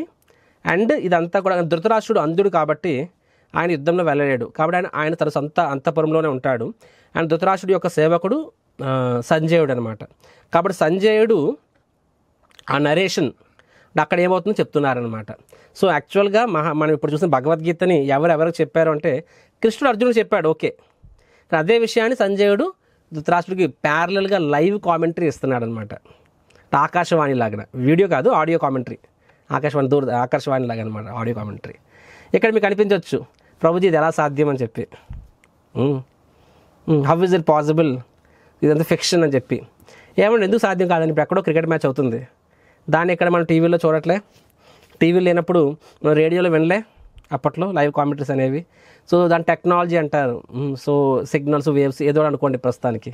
సో ఇప్పుడున్న రోజుల్లో టెక్నాలజీ ఉంటే అప్పట్లో ఋషులు మునులు అనే వాళ్ళకి ఈ భౌతిక మ్యాటర్ని మ్యానిపులేట్ చేసే శక్తి వాళ్ళకి ఉంటుంది, వాళ్ళకి అది దివ్యశక్తి అనేది. అండ్ సంజయుడు అనేవాడు సాధారణ వ్యక్తి కాదు, ఆయన స్వయాన వ్యాస భగవానుడి యొక్క, వ్యాస మహర్షి కృష్ణుడి యొక్క అవతారమే. సో వ్యాసుడు స్వయాన యాక్చువల్ కృష్ణుడి యొక్క అవతారము. సో వ్యాస మహర్షి యొక్క శిష్యుడు సంజయుడు. కాబట్టి ఆయనకి కూడా, సంజయుడు కూడా అంత అద్భుతమైన శక్తి ఉంటుంది. కాబట్టి ఆయన అంతఃపురంలో ఉంటూ అక్కడ కురుక్షేత్ర సంగ్రామంలో ఏం జరుగుతుందో మొత్తము యాజ్ ఇట్ ఈస్గా ఇక్కడ ధృతరాష్ట్రుడికి వివరిస్తున్నాడు అనమాట. సో అలాగా ఇది స్టార్ట్ అవుతుంది. So now let us recite the first శ్లోక ఆఫ్ భగవద్గీత. ఈరోజు ఇంట్రడక్షన్ చెప్పాం కాబట్టి కొంచెం లేట్గా ప్రారంభించాము, but we will complete it. So మీ అందరు కూడా నా వెనకాల చెప్పండి, నేను చెప్తాను, గ్యాప్ ఇస్తాను, ఆ గ్యాప్లో మీరు చెప్పాలి. మీ ఇళ్లలో మీరు దీన్ని బయటకు చెప్పండి. ఎందుకంటే శాస్త్రము మనం దాన్ని ఉచ్చరిస్తే కూడా చాలా పవిత్రము. భగవద్గీత డైరెక్ట్గా భగవంతుని యొక్క వాక్ అండి ఇది. సో మనం గంగాజలాన్ని తల మీద ఎందుకు వేసుకుంటాము? గంగాజలం అంటే ఏంటి? భగవంతుని యొక్క పాదాలని తగిలిన వాటర్ అది. భగవంతుని పాదాలను కడిగిన జలం కాబట్టి గంగాజలం పవిత్రం. అదేవిధంగా ఇది భగవంతుని యొక్క పెదాల నుంచి, తన యొక్క ముఖార విందాల నుంచి వచ్చిన అమృతం ఇది భగవద్గీత. కాబట్టి దాన్ని మనము తిరిగి, ఇప్పుడు జలం అంటే తల మీద వేసుకుంటాము, ఇది శాస్త్రం. దీన్ని ఎలాగ మనం పవిత్రం అవుతాం? దీన్ని చెప్పడం ద్వారా, ఉచ్చరించడం ద్వారా. కాబట్టి మీరు అందరూ కూడా నా వెనకాతల ఉచ్చరించాలి. ధృతరాష్ట్ర ఉవాచ ధర్మక్షేత్రే కురుక్షేత్రే సామవేతాయుయుత్సవః మామకా పాండవశ్చైవ కిమకుర్వత సంజయ. ఓకే. సో ధృతరాష్ట్రుడు ఇట్టు పలికెను, ఓ సంజయ, ధర్మక్షేత్రమైన కురుక్షేత్రమునందు నా తనయులు మరియు పాండురాజు తనయులు యుద్ధము చేయగోరు వారై సమకూరిన పిమ్మట ఏమి చేసిరి. సో దిస్ ఇస్ ఫస్ట్ శ్లోక ఆఫ్ భగవద్గీత. అంటే భగవద్గీత ఎలా ప్రారంభమవుతుంది? ధృతరాష్ట్రుడి యొక్క ప్రశ్నతో ప్రారంభమవుతుంది అనమాట. రైట్. సో ఈ ఫస్ట్ అధ్యాయం భగవద్గీతలో 42 శ్లోకాలు ఉంటాయి. అందులో మొదటి 12 శ్లోకాలు ధృతరాష్ట్రుడు మరియు దుర్యోధనుని వారి యొక్క మనోస్థితి మనం చూడొచ్చు అనమాట. ఫస్ట్ శ్లోకంలో ధృతరాష్ట్రుడి యొక్క మనోస్థితి చూడొచ్చు. ఎక్కడ ధృతరాష్ట్రుడిది 3 మనము చూడొచ్చు అనమాట. ఏంటంటే, సో ఫస్ట్ ఆఫ్ ఆల్ ఇక్కడ మనం చూసినట్లయితే ధృతరాష్ట్రుడు ఏమంటున్నాడు? ధర్మక్షేత్రే కురుక్షేత్రే అని చెప్పి. సో కురుక్షేత్రం అనేది ఏంటంటే ధర్మక్షేత్రం, అంటే చాలా పవిత్రమైన ప్రదేశం అది. సో మనందరికీ కురుక్షేత్రం తెలుసు. ఎలా తెలుసు అంటే మహాభారత యుద్ధం అక్కడ జరిగింది ప్రభుజీ, అందుకని మాకు తెలుసు అని మీరు అంటారు. కానీ కురుక్షేత్ర యుద్ధము మహాభారతం అక్కడ ఎందుకు జరిగింది అంటే, అక్కడ ఇంజన్లో యజ్ఞాలు యాగాలు అవుతుంటాయి. మరియు మనము మహాభారతం చదివి తెలుస్తుంది, కురుక్షేత్రం ముందు కూడా అక్కడ వెళ్ళి ఎన్ని పర్వదినాలు అక్కడ చేసుకునేవారు అనమాట. కాబట్టి ఆ పవిత్రమైన ప్రదేశంలో ఇక్కడ ఇద్దరు అసెంబ్ల్ అయ్యారు. ఇప్పుడు ధృతరాష్ట్రుడు ఏమడుతున్నారు? ధర్మక్షేత్రే కురుక్షేత్రే, ఈ ధర్మక్షేత్రం కురుక్షేత్రంలో సమవేత యూత్సవ అని చెప్పి మైడి సంజయ మామక పాండవశైవ, నా పుత్రులు మరియు పాండుపుత్రులు. చూసారా? అరే నా పుత్రులు పాండుపుత్రులా? వాళ్ళు నీ పుత్రులు కాదా? తమ్ముడు చనిపోయాడు, వాళ్ళు నువ్వే చూసుకోవాలి. కానీ ఇక్కడ భేదభావం చూపిస్తున్నాడు. ఇంటి పెద్దే భేదభావం చూపిస్తే ఇంకా పిల్లలు కొట్టుకోరా? So people will not fight. భేదభావం. నా పుత్రులు పాండుపుత్రులు అమక పాండవ శైవ కిం అకూర్వత సంజయ, వాళ్ళిద్దరు అక్కడ అసెంబ్లీ ఏం చేశారు అని అడుగుతున్నారనమాట. ఏమండి ఇది అడగాల్సిన ప్రశ్నేనా ఫస్ట్ ఆఫ్ ఆల్. ఇప్పుడు ఎలా ఉందంటే ఒకసారి ఎవరైనా సినిమా హాల్కి వెళ్ళినప్పుడు అక్కడికి వెళ్ళి ఏం చేస్తారంటే సినిమా చూస్తాడు. ఎవరైనా మన ఇంటి మన మన మన మన ముందు ఒక ప్రసాదం ప్లేట్ ఉంటే సో ఏం చేస్తాం, ప్రసాదం తింటాము. సో ఓకే కిచెన్లోకి వెళ్ళి ప్రసాదం లైన్లో కూర్చొని ప్లేట్లో ప్రసాదం పెట్టుకొని ఏం చేస్తారు, భోజనం చేస్తాడు. ఆబ్వియస్. సో యుద్ధ సంగ్రామంలోకి వెళ్ళి రెండు పార్టీస్ ఏం చేస్తాడు, యుద్ధం చేస్తాయి. కానీ మళ్ళీ ఎందుకు అడుగుతున్నాడు ఏం చేస్తాయనంటే ధృతరాష్ట్రుడికి భయం. ఫస్ట్ సంశయం ఏంటంటే ఎక్కడ, బికాజ్ ధర్మక్షేత్రం పుణ్యక్షేత్రం కాబట్టి అక్కడ ఒక మంచి ప్రదేశంలో మంచి ఆలోచనలు ఉంటాయి కాబట్టి ఎక్కడ నా పుత్రులు రాజీకి వెళ్ళిపోతారా అని భయం ఆయన ఫస్ట్. అంటే ఆయనకి రాజీ ఇష్టం లేదు. ఆయనకి రాజీ అంటే పాండవులు రాజీ తయారే, 5 గ్రామాలు ఇవ్వండి చాలు, 5 గ్రామాలు ఇవ్వండి, రాజు మీరు ఉంచుకోండి, అంటే భారతదేశం మొత్తం మీరు ఉంచుకోండి, ఒక 5 విలేజెస్ నాకు వీధులు నాకు ఇవ్వండి అంటే అదంతా ఈజీ డీల్ అది. దానికి కూడా దుర్యోధన ఒప్పుకోడు, ఎక్కడ ఆయన సంధికి ఒప్పుకుంటాడో అని భయం. సో ధృతరాష్ట్రకి కూడా ఇష్టం లేదు. ఈ డజంట్ వాంట్ ఎనీ ట్రూస్. ఎందుకంటే ఆ మంచి ప్రదేశం ఇప్పుడు కొన్నిసార్లు మందిరంలోకి వచ్చినప్పుడు మనకు మంచి ఆలోచనలు వస్తాయి, బయటికి వెళ్ళి మళ్ళీ ఆలోచనలు పోతాయి. మనకి టెంపుల్కి వచ్చినప్పుడు మంచి ఆలోచనలు వస్తాయి. సో అది కూడా హోలీ ప్లేస్ కాబట్టి ఎక్కడ వీళ్ళు మనసులు మారిపోతాయో, ఎక్కడ వీళ్ళు మళ్ళీ రాజీ పడిపోతారో అని చెప్పి ఫస్ట్ ధృతరాష్ట్రుడు భయపడుతున్నాడు. సంశయం. రెండోది ఏంటంటే భయం దేనికంటే అది పుణ్యక్షేత్రం కాబట్టి పుణ్యతీర్థంలో మంచి జరుగుతుంది ఎప్పుడైనా సరే. అండ్ ధృతరాష్ట్రుడు కూడా తెలుసు, ఏం తెలుసు అంటే నా పుత్రులు అధర్మం వైపు ఉన్నారు, పాండుపుత్రులు ధర్మం వైపు ఉన్నారని చెప్పి. కాబట్టి ధర్మవాదులు అధర్మవాదులు ఇద్దరు కలిసినప్పుడు ఆ ప్రదేశం యొక్క ప్రభావం కూడా ఉంటుంది కదా. సో అది హోలీ ప్లేస్ కాబట్టి, అది పుణ్యక్షేత్రం కాబట్టి ధర్మక్షేత్రం అని అక్కడే ఉంది. ధర్మక్షేత్రే కురుక్షేత్రే అని చెప్పారు. ధర్మక్షేత్రం కాబట్టి ధర్మం వైపే ఇన్ జనరల్గా సపోర్ట్ ఉంటుంది. పాండవులు ధర్మవాదులు కాబట్టి ఎక్కడ పాండవులు సపోర్ట్ దొరుకుతుందేమో అని కూడా భయం ఉంది దానికి. ఒకటి సంశయం ఏమంటే they should not be any ట్రూస్, సంధి ఉండకూడదు. రెండోది భయం, అంటే ఆ ప్రదేశం ప్రభావం వలన పాండవులకు అడ్వాంటేజ్ రాకూడదు. మూడోది పక్షపాతం, నా పుత్రులు ఈ పుత్రులు. అంటే యూ కెన్ సీ ఆయన అంధుడే కానీ అంధుడు ముసలాయన అయినా సరే ఆయన కొంచెం కూడా ఆయనకి డిటాచ్మెంట్ లేదు, ప్లస్ కొంచెం కూడా ఆయనకి సద్బుద్ధి లేదనమాట. అంటే జన్మతః అంధుడు, బుద్ధిరీత్యా కూడా ఆయన అంధుడు అనమాట. శ్లోక నెంబర్ 2, రెండో శ్లోకం నుంచి మనం చూస్తుంటే రెండో శ్లోకం నుంచి 12వ శ్లోకం వరకు మనం ఏం చూస్తామంటే దుర్యోధని మనోస్థితి చూస్తామండి. ఫస్ట్ ఇప్పుడు ధృతరాష్ట్రుడి మనోస్థితి చూసాము, ఇప్పుడు దుర్యోధన మనోస్థితి అంటే సంజయుడు చెప్తున్నాడు అనమాట. సంజయుడు ఏం చెప్తున్నారంటే, ఓ రాజా అంటే ఇక్కడ ఎవరు, ధృతరాష్ట్రుడు, మీ అబ్బాయి దుర్యోధనుడు ఏం చేశారంట, ఫస్ట్ అటువైపు తన శత్రువైపు ఉన్న ఆర్మీ అంటే ఎవరు, పాండవుల ఆర్మీ మొత్తాన్ని చూశారంట. చూసి ఆర్మీ మొత్తాన్ని చూసి ఆయన ఎవరి వైపు వెళ్ళారు, తన యొక్క రాజగురువు ఎవరు, ద్రోణాచార్యుడి వారికి వెళ్ళారనమాట. సో ద్రోణాచార్య దగ్గరికి వెళ్ళి ద్రోణాచార్యుతో మాట్లాడుతున్నారు. ఏమని మాట్లాడారంట, we will see that shloka again. పశ్యతాం పాండుపుత్రాణం ఆచార్య మహతీ చముం వ్యూఢం ద్రుపద పుత్రేణ తవ శిష్యేన ధీమతః. దుర్యోధను వెళ్ళి ఏం చేశాడు ఆయన, భీష్ముడు ద్రోణుడి దగ్గర వెళ్ళాడు. ద్రోణుడి దగ్గరికి వెళ్ళి ఇక్కడ దాని చతురత మనం చూడొచ్చు. చతురత అంటే ఇంటెలిజెన్స్. దుర్యోధనుడికి ఇంటెలిజెన్స్ చాలా ఎక్కువ. ఆయనేమో మూర్ఖుడేం కాదు, భౌతికంగా చూస్తే చాలా బుద్ధిమంతుడు. ఆయన ఏం చేశాడు, ఫస్ట్ ఆర్మీ మొత్తాన్ని చూశాడు, కొంచెం భయం కలిగింది.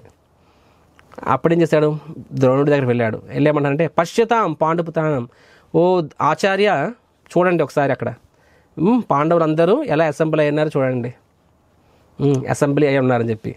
అండ్ ఈ అసెంబ్లీ మొత్తానికి ఈ ఆర్మీని ఇలా పేర్చింది ఎవరు, తవ శిష్యేన ధీమత, మీ శిష్యుడు అంతా పేర్చాడు. అంటే ఎవరిని ఉద్దేశించి చెప్తున్నారు అక్కడ, దృష్టద్యుమ్నుడిని ఉద్దేశించి చెప్తున్నాడు. దృష్టద్యుమ్నుడు ఎవరంటే ద్రుపద మహారాజుకి ఒక కుమార్తె ద్రౌపది, కుమారుడు దృష్టద్యుమ్నుడు అనమాట. అంటే ద్రుపద మహారాజుకి ద్రోణాచార్యకి ముందు నుంచి పడేది కాదు. కాబట్టి ద్రుపదుడు నాకు ద్రోణాచార్యుడిని చంపే ఒక పుత్రుడు కావాలి యజ్ఞం చేస్తే ఆ యజ్ఞంలో నుంచి దృష్టద్యుమ్నుడు పుడతాడు. కాబట్టి దృష్టద్యుమ్నుడు పుట్టుకనే ద్రోణాచార్యుడిని వధించడం కోసం. అంటే ఆ విషయం ద్రోణాచార్యుడికి తెలుసు. అయినా సరే దృష్టద్యుమ్నుడిని ద్రుపద మహారాజు ద్రోణాచార్యుడి దగ్గరికి పంపిస్తారు. నన్ను ఎవరైతే భవిష్యత్తు చంపబోతున్నాడో ఆ వ్యక్తి నా దగ్గరకు వచ్చి నా నుంచి విద్య అభ్యసించాలని కోరుకుంటాడు. అయినా ద్రోణాచార్యుడు నేర్పిస్తాడు. చూడండి, ఒకప్పుడు రోజుల్లో వాళ్ళు హీరో సైడ్ అవ్వచ్చు, విలన్ సైడ్ అవ్వచ్చు, కానీ వాళ్ళకంటూ కొన్ని విలువలు ఉండేవి. There is a morality. So Dronacharya తన ధర్మము, ఒక బ్రాహ్మణుడికి తన ధర్మం విద్యను ఇవ్వడం క్వాలిఫైడ్ పర్సన్స్కి. దానివల్ల నాకు లాభమా నష్టమా అనేది బేరేజ్ వేసుకోడు ఒక బ్రాహ్మణుడు అనేవాడు, నిస్వార్థంగా. సో ద్రోణాచార్యుడు దృష్టద్యుమ్నుడికి మొత్తం నేర్పిస్తాడనమాట. ఆయన నుంచి నేర్చుకునే విద్యని ఇప్పుడు అక్కడ అలా ఉపయోగిస్తున్నాడు అక్కడ దగ్గర. సో ఇక్కడ దుర్యోధనుడు తవ శిష్యేన ధీమతః అని ఎందుకు చెప్పారు అంటే ఇండైరెక్ట్గా దెప్పి పొడుస్తున్నారనమాట, గిల్లుతున్నట్టు అనమాట. చూడండి మీ నిర్వాహకం ఎలా ఉందో, మీ శిష్యుడు అని చెప్పి, తద్వారా ద్రోణాచార్యుని కొంచెం రెచ్చగొట్టాలి అని చెప్పి. బికాజ్ ద్రోణాచార్యుడికి పాండవుల పట్ల కొంచెం పక్షపాతం ఉంటుందని దుర్యోధను యొక్క భావన ఉంటుందని భావన. కాబట్టి అలా రెచ్చగొట్టడం ద్వారా ఆయన పూర్తిగా యుద్ధం చేస్తానని చెప్పి దుర్యోధను యొక్క ఆశ అనమాట. లేకపోతే ఎక్కడ పాండవుల విజయాన్ని కోరుకొని తన యుద్ధం చేయడేమో అని దుర్యోధనకు భయం. తర్వాత ఫర్దర్గా అక్కడ ఉన్న అసెంబ్లీ అందరినీ పిలిచి చెప్తారనమాట. ఏమని ఉత్సాహపరుస్తుంటాడు. ఒక నిజమైన ఒక లీడర్ ఎలా ఉండాలో అలాగే ఉత్సాహపరుస్తాడు. చెప్తారు. చూడండి అక్కడ పాండవులు వైపు చూడండి, అక్కడ ఎవరున్నారు? భీముడు ఆ మొత్తం పాండవులు మొత్తానికి యుద్ధానికి మొత్తానికి హెడ్ భీముడు. Actually Bhima is the head of that army. మన సైడ్ ఎవరున్నారు? భీష్ముడు. భీష్ముడికి పోలికేసుకుంటే భీష్ముడు స్థాయి చాలా ఎక్కువ. సో ఆయన చెప్తున్నాడు, అరే వాళ్ళకి భీముడు అయితే మనకి భీష్ముడు ఉన్నారు. భీష్ముడు ఎన్ని యుద్ధాలు చూస్తుంటాడు, అండ్ భీష్ముడిని ఎవరు ఓడించగలరు? సో కాబట్టి మంది గొప్ప. వాళ్ళ దగ్గర ఎంతమంది అతిరథ మహారథులు ఉన్నారు? అర్జునుడు, భీముడు, యుధిష్ఠిరుడు కొంతమంది ఉన్నారు. మన దగ్గర ఎంతమంది ఉన్నారు? వాళ్ళకన్నా రెట్టింపు అతిరథ మహారథులు ఉన్నారు. వాళ్ళ దగ్గర అశ్వహుని ఎన్ని సేనలు ఉన్నాయి? 7. మన దగ్గర 11. ఫెలాంక్సీ అంటారు ఇంగ్లీష్లోని, అశ్వహుని సేన అని చెప్పి. అశ్వాలు వాళ్ళ దగ్గర 2 ఉన్నాయి, డబల్ మన దగ్గర ఉన్నాయి. నెక్స్ట్ ఏనుగులు వాళ్ళ దగ్గర 2 ఉన్నాయి, డబల్ మన దగ్గర ఉన్నాయి. సో అన్ని లెక్కలేస్తున్నాడు అనమాట. లెక్కలేసి ఒక పవర్ పాయింట్ ప్రజెంటేషన్ చెప్తున్నాడు అనమాట. సో మై డియర్ ఆర్మీ, ఏ యాంగిల్లో చూసుకున్నా సరే వాళ్ళకన్నా మనము గొప్ప స్థాయిలో ఉన్నాము. అట్లీస్ట్ 2 రెట్లు ఎక్కువ స్థాయిలో ఉన్నాము. అండ్ ఓవరాల్గా చూసుకున్నట్టయితే వాళ్ళవి 7 ఇండివిజువల్స్ అశ్వహుని సేనలు, మనవి 11 సేనలు. మన దగ్గర ఎవరైనా ఉన్నారు? భీష్ముడు ఉన్నారు, నెక్స్ట్ కర్ణుడు ఉన్నారు, మన దగ్గర ద్రోణుడు ఉన్నారు, మన ఎలా చెప్తానమాట, వికర్ణుడు ఉన్నాడు. ఇలా చెప్పుకుంటూ పోతున్నాడు. మన దగ్గర వాళ్ళకన్నా ఎక్కువ అతిరథులు ఉన్నారు అని చెప్పి, తద్వారా వాళ్ళని ఉత్సాహపరచాలనుకున్నాడు అనమాట. అండ్ దుర్యోధను తనను తాను ఎంకరేజ్ చేసుకుంటున్నాడు, ప్లస్ తన ఆర్మీ మొత్తాన్ని కూడా ఎంకరేజ్ చేస్తున్నారు. సో ఇప్పుడు అంటే భౌతికంగా చూస్తే దుర్యోధనుడు is a good leader, inspiring his team. కానీ స్పిరిచువల్లీ చూస్తే దుర్యోధనకు అర్థం కాని విషయం ఏంటంటే తనేదో మురిసిపోతున్నాడు, వాళ్ళకన్నా ఏ యాంగిల్లో చూసినా మేమే ఎక్కువ అని చెప్పి. కానీ దుర్యోధనుడు ఎంత ఫూల్ నెంబర్ 1 అంటే ఇన్ని లెక్కలేస్తున్నాడు, అస్సలైన లెక్కని పక్కన పెట్టేశాడు అనమాట. ఏంటది? పాండవుల వైపు ఎవరున్నారు? కృష్ణుడు ఉన్నాడు. కృష్ణుణ్ణి దుర్యోధనుడు కనీసం లెక్కలోకి తీసుకోలేదు. కృష్ణుడు ఆ ఒక్క ఎలిమెంట్, కృష్ణ అనే ఒక్క వ్యక్తి పాండవుల వైపు ఉన్నారు, కౌరవుల వైపు లేదు. ఆ ఒక్క ఎలిమెంట్ చాలు అసలు. అక్కడ 7, 11 కాదు, అక్కడ 1, 11 అయినా సరే పాండవులు గెలుస్తారు. That is Krishna, is 1 man that is suffered. కానీ దుర్యోధనుడు భౌతికమైన వ్యక్తికి that is what it is. It doesn't understand. Actual దీని వెనకాతల మనము ఒకసారి ఇఫ్ వి గో బిహైండ్ మనం చూసినట్లయితే మహాభారత యుద్ధం ప్రారంభం ముందు కౌరవులు కూడా కృష్ణుడు సపోర్ట్ తీసుకుంటారు, అంటే యాదవులు సపోర్ట్ తీసుకోనుకుంటారు, పాండవులు కూడా తీసుకుంటారు అనమాట. సో అర్జునుడు, దుర్యోధనుడు ఇద్దరు కూడా వెళ్తారు దేనికోసం? సహాయం అడగడం కోసం. సో ఫస్ట్ దుర్యోధనుడు వెళ్తాడు, రీచ్ అవుతాడు, అండ్ కృష్ణుడు పడుకుంటూ ఉంటారనమాట. అప్పుడు మంచం మీద దుర్యోధన వెళ్ళి కృష్ణుడు పాదాల దగ్గర ప్లేస్ ఉంటుంది, కానీ వెళ్ళి కూర్చోబోతాడు. కానీ అనుకుంటాడు, అరే పాదాల దగ్గర నేను కూర్చోవడం ఏంటి అని చెప్పి వెళ్ళి కృష్ణుడు యొక్క తల పడుకుంటాడు, అక్కడ పక్కన కూర్చుంటాడు అనమాట. తర్వాత అర్జునుడు వస్తాడు. అర్జునుడు వచ్చినప్పుడు అర్జునుడు ఏం చేస్తారు? పాదాల దగ్గర కూర్చుంటారనమాట. అండ్ కాసేపు పోయిన తర్వాత కృష్ణుడు లేస్తారు. ఫస్ట్ ఎవరిని చూస్తారు? అర్జునుడిని చూస్తారు. చెప్పి కృష్ణ అర్జున అంటారు, అంటే దుర్యోధన నేను ఉన్నాను అంటారు అనమాట. సరే ఇద్దరు చూస్తారు, చెప్పండి ఏంటి విషయాలు. సో ఇలా యుద్ధం అవుతుంది కాబట్టి మీ సపోర్ట్ మాకు కావాలని చెప్పి అర్జునుడు కూడా చెప్తారు, మీరు మా వైపు ఉండాలని చెప్పి. కృష్ణుడు చెప్తారు, ఇద్దరు వచ్చారు కాబట్టి నేను ఇద్దరినీ కాదనలేను, సో ఇద్దరికి నేను సహాయం చేస్తా. సో ఎలా సహాయం చేస్తాను? ఒకరికి నా ఆర్మీ మొత్తాన్ని, మా యొక్క ఈ యొక్క భోజ డైనాసిటీ ప్లస్ యదువు డైనాసిటీ ఆర్మీ మొత్తాన్ని ఉంటారు. రెండో టీంకి నేను వస్తాను, కానీ నేను అస్త్రం చేపట్టను, యుద్ధం చేయను, అస్త్రం చేపట్టను అని చెప్పి. సో కాబట్టి ఎవరికి ఏది కావాలో నిర్ణయించుకోండి అని చెప్పి దుర్యోధన అనుకుంటాడు అనమాట. అరే ఇదేం డీల్ అని చెప్పి. ఎందుకంటే ఆయన దృష్టిలో ఇప్పుడు కృష్ణుడు కావాలి, ఎందుకంటే ఆర్మీ అంత ఉంది కాబట్టి. ఆ ఆర్మీయే లేనప్పుడు కృష్ణుడు ఎందుకు? ఆన్ టాప్ ఆఫ్ దట్ కృష్ణుడు కనీసం యుద్ధం కూడా చేయనని చెప్తున్నాడు.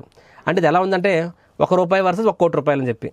₹1,00,00,000 అంటే ఎవరైనా ఏం నిర్ణయించుకుంటారు? అంటే దుర్యోధనకి అలా అనిపిస్తుంది. అంటే కృష్ణుడు యుద్ధం చేయకపోతే ₹1 సమానము, ఆర్మీ ₹1,00,00,000 సమానం, అలాగనమాట. సో ఆయన ఏమంటాడు, మనసులో నచ్చదానికి డీల్, సరే సరే ముందు నేను ఎంచుకుంటాను అంటాడు అనమాట. అంటే ఇప్పుడు మన ముందు ఎవరైనా వచ్చి ₹1,00,00,000 పెట్టి ఎవరికి కాదు తీసుకోండి, ఫస్ట్ నువ్వు తీసుకోండి, నేను తీసుకొని అంటాం కదా అలాగనే.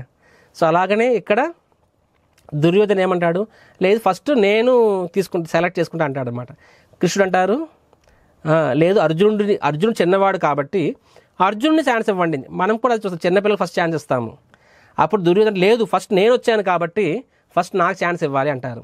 కృష్ణుడు అంటారు, లేదు కానీ నువ్వు ఫస్ట్ వచ్చి ఉండొచ్చు, కానీ నేను ఫస్ట్ అర్జునుడిని చూశాను. చూసారా మీరు? భగవంతుని పాదాల దగ్గర ఉండడం ఆయనకి అడ్వాంటేజెస్. కృష్ణుడు అర్జునుని చూశాడు కాబట్టి అర్జున్ ఫస్ట్ నన్ను చూశాడు కాబట్టి అర్జున్ ఫస్ట్ ఛాన్స్ ఇస్తానని చెప్పి. ఇక దుర్యోధన అనుకుంటాడు నేను ఇంకా చేసేదేం లేదు అని చెప్పి. సో అప్పుడు అర్జునుడు అంటారు, కృష్ణ ఇందులో ఆలోచించడానికి ఏం లేదు, నాకు మీరే కావాలి అని చెప్పి అంటారు అనమాట. కృష్ణుడు అంటారు, అర్జున్ ఇంకొకసారి ఆలోచించుకో, నేను యుద్ధం చేయను, అస్త్రం చేపట్టను అని చెప్పి.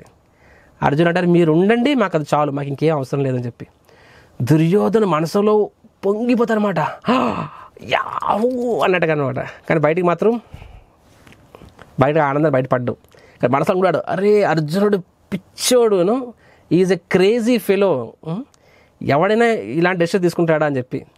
సో కానీ ఆ ఆనందాన్ని మనసులోనే ఉబ్బి పట్టుకొని, సరే కృష్ణ ఏం చేస్తాము, ఇంక ఏదైతే రెండో ఆప్షన్ మిగిలిందో అదే అని తీసుకుంటాను, బాయ్, బండి పారిపోతాడు, బయటికి వెళ్ళిపోయి ఇలా అనుకుంటాడు అనమాట. సో దుర్యోధనకి ఏమనిపిస్తుందంటే అర్జునుడు ఈజ్ ఏ సెంటిమెంటల్ ఫూల్ అనుకుంటారు వాళ్ళు. కానీ చాలామంది బయట లోకం అలాగే అనుకుంటారు. ఏమనుకుంటారంటే, అరే ఈ డివోర్స్ హరే కృష్ణ అంటారు, దానివల్ల మంత్రాలు చింతకాయలు రాలుతాయనా లేకపోతే ఇంకేంటని చెప్పి, నా దగ్గర ₹1,00,00,000 నాకు ఈ ఎడ్యుకేషన్ ఉందని చెప్పి. మీ దగ్గర ఎన్నైనా ఉండొచ్చు, కానీ భగవంతుని అనుగ్రహం లేనప్పుడు అవి ఏవి నీకు ఉపయోగపడవు. ఎంతోమంది పెద్ద కుటుంబాలకు వచ్చిన వాళ్ళ పిల్లలు ఏదో అనారోగ్యంతో బాధపడచ్చు, అకాల మృత్యు ఉండొచ్చు, లేకపోతే కష్టాలు ఉండొచ్చు.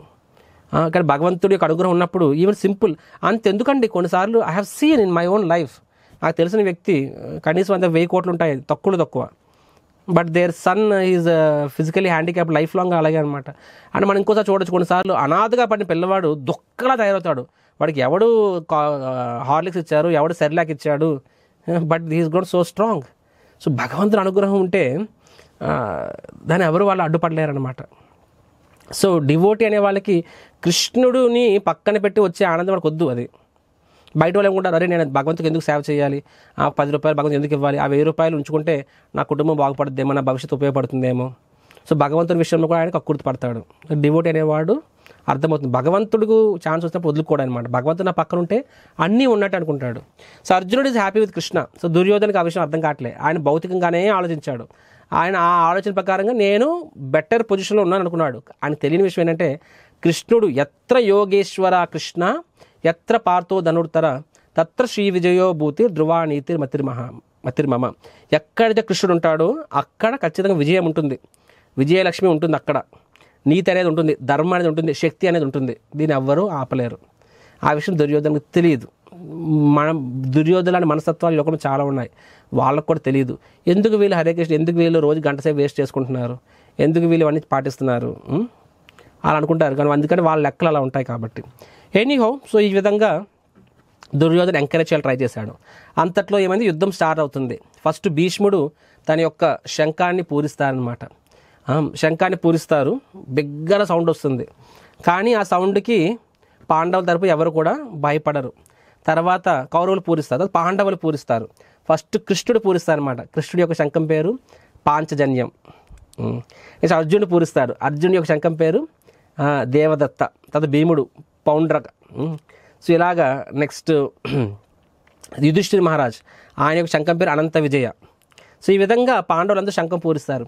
ఎప్పుడైతే కృష్ణార్జునుడి యొక్క శంఖము మనం చూస్తాం కదా ఫోటో పూరిస్తారో, ఆ శబ్దానికి ఏమవుతుంది, ఆ శబ్దానికి కౌరవుల యొక్క మనస్సులు చిల్లుపడిపోతాయి అక్కడ. సో ఆ వివిధ శంఖముల యొక్క ధ్వని ఏమవుతుంది, అతి భీకరంగా ఉంటుంది. భూమి ఆకాశములు రెండిటికి కంపించుచు అది ధృతరాష్ట్ర తనయుల యొక్క హృదయములను బద్దలు చేశాను అని చెప్పి, అంటే అక్కడే వాళ్ళకి సగం వాళ్ళకి భయం వేసేస్తుంది. మరి కౌరవులు అంతకన్నా ఎక్కువ స్ట్రెంత్ జనాభా కదా, వాళ్ళు కూడా శంఖాన్ని పూరిస్తారు కదా. కానీ ఆ శంఖాన్ని మరి పాండవులకు కూడా సౌండ్ రావాలి కదా, వాళ్ళు కూడా భయపడాలి కదా. పాండవులు భయపడరు. ఎందుకు భయపడరు అంటే వాళ్ళకి కృష్ణుడి మీద అపారమైన నమ్మకం, కృష్ణుడి మీద అపారమైన నమ్మకం వాళ్ళకి.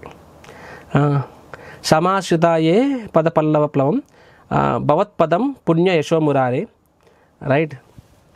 సో పదం పదం యత్ విపదాం న తేషామెను. సో ఎవరైతే భగవంతుడికి ఆశ్రయం తీసుకుంటారో వాళ్ళకి సమస్తం అతిపెద్ద సమస్య కూడా చిన్న సమస్య కింద మారిపోతుందని చెప్పి చెప్పడం జరుగుతుంది. వాళ్ళకి సంపూర్ణ అభయం ఉంటుంది కృష్ణుడు ఉన్నాడని చెప్పి. నేను చిన్నప్పుడు ఒక స్టోరీ విన్నాను అనమాట. ఒక ఫ్లైట్లో సడన్గా టర్బులెన్స్ వస్తుంది. పైలట్ చెప్తారు అందరూ సీట్ బెల్ట్స్ పెట్టుకోండి, వాతావరణం బాగుందని చెప్పి. ఫుల్గా షేక్ అయిపోతుంది అనమాట. అందరూ అరుస్తున్నారు, అందరూ అరిసేస్తున్నారు. ఒక చిన్న పాప ఉంది, ఆ పాప అస్సలు ప్రశాంతంగా ఉందన్నమాట. ఫైనల్గా కాసేపుగా ఫ్లైట్ నార్మల్ అవుతుంది, రైట్. సో అప్పుడు పక్కన అంటారు, పాప అందరూ అరుస్తున్నా భయపడుతున్నా, నీకేం భయం లేదంటే ఎందుకు భయం లేదంటే ఎందుకు భయం లేదు అని అడుగుతారు. ఎందుకంటే ఆ పైలట్ మా నాన్నగారే అని చెప్తుంది అనమాట. ఆ పైలట్ మా నాన్నగారే అని చెప్తుంది. కాబట్టి మా నాన్నగారికి ఇప్పుడు నన్ను కాపాడుకోవాలన్నది నాకన్నా ఎక్కువ మా నాన్నగారికి అవసరం. కాబట్టి he will take care of, నమ్మకం ఉంది ఆయన చూసుకుంటాడని చెప్పి. సో భక్తుడు కూడా అలాగే ఉంటుంది. కష్టం వచ్చింది సుఖం వచ్చింది దేనికి భక్తుడు అనేవాడు భయపడ్డు. సో పాండవులు భయపడలేదు, కౌరవులు భయపడ్డారనమాట. సంజయుడు ఇదంతా కూడా ధృతరాష్ట్రుడు చెప్తున్నాడు. తర్వాత సంజయుడు చెప్తాడు, ఏమని చెప్తాడంటే, రాజా నాకు ఏ యాంగిల్లో చూసినా సరే ఆ యొక్క శుభ సూచిక అంటారు కదా, ఆ సూచికలు అవన్నీ కూడా పాండవుల వైపే ఉన్నాయి రాజా అని చెప్తారనమాట ధృతరాష్ట్రుడికి. ఏమని చెప్తారు, ఫస్ట్ది ధర్మక్షేత్రం, ఆ ప్లేసే హోలీ ప్లేస్. హోలీ ప్లేస్లోని మంచి వాళ్ళకి మంచి జరుగుతుంది కాబట్టి పాండవుల తరపు ధర్మం ఉంది కాబట్టి అదొక రీజన్. రెండో రీజన్ ఏం చెప్తారు, ఆ కాన్షల్, ఆ శబ్దానికి కౌరవులు ఊగిపోయారు, పాండవులకి ఏం కాలేదు, రెండో సూచిక. మూడోది ఏం చెప్తారంటే, కృష్ణుడు అంటే ఎక్కడ కృష్ణుడు ఉన్నాడో అక్కడ లక్ష్మీదేవి ఉంటుంది కాబట్టి విజయలక్ష్మి వాళ్ళ వైపే ఉంటుంది, మూడోది. నాలుగో కారణం ఏం చెప్తారంటే, ఈ యొక్క అర్జునుడి యొక్క రథం ఏదైతే ఉందో ఆ రథము స్వయాన అర్జునుడి యొక్క తండ్రి ఇంద్రుడు ఆ రథాన్ని ఇస్తారు, దాన్ని అగ్నితో తయారు చేస్తారు రథాన్ని. ఆ రథం మీద ఉన్నంత కాలము అర్జునుడికి అపజయం అనేది ఉండదని చెప్పడం జరుగుతుంది. కాబట్టి అర్జునుడిని ఓడించినంత కాలము మీరు గెలవలేరు. అంటే అర్జునుడు రథం మీద ఉన్నంత కాలం అర్జునుడు ఓడిపోడు, నాలుగో కారణం. అండ్ ఐదో రీజన్ ఏంటంటే, అర్జునుడు జెండా మీద ఎవరున్నారు, స్వయం కపిధ్వజ అంటే హనుమంతుడు ఉన్నారనమాట. సో హనుమంతుడు కూడా పాండవులకి సహాయం చేయడానికి ఆయన రథం మీద ఉంటారు ఆయన.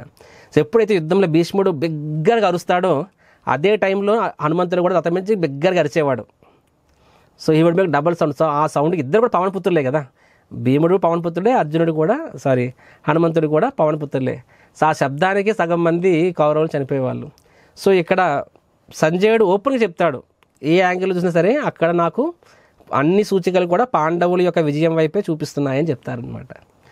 తర్వాత కంటిన్యూ చేస్తారు, ఏమంటారంటే, అర్జునుడు ఇప్పుడు శంఖం వదనం అయిపోయింది. ఇప్పుడు అర్జున్ అంటారు కృష్ణుని చూసి, Krishna I want to know, ఎవరైతే యుద్ధం చేస్తున్నారో కౌరవుల వైపు, ఎవరు నా బాణాల చేత మృత్యువుని ముద్దాడాలనుకుంటున్నారు నాకు తెలియాలి, ఎవరికంత సాహసం ధైర్యం ఉంది, నన్ను తీసుకెళ్ళి అక్కడ తీసుకువెళ్ళు అంటారనమాట.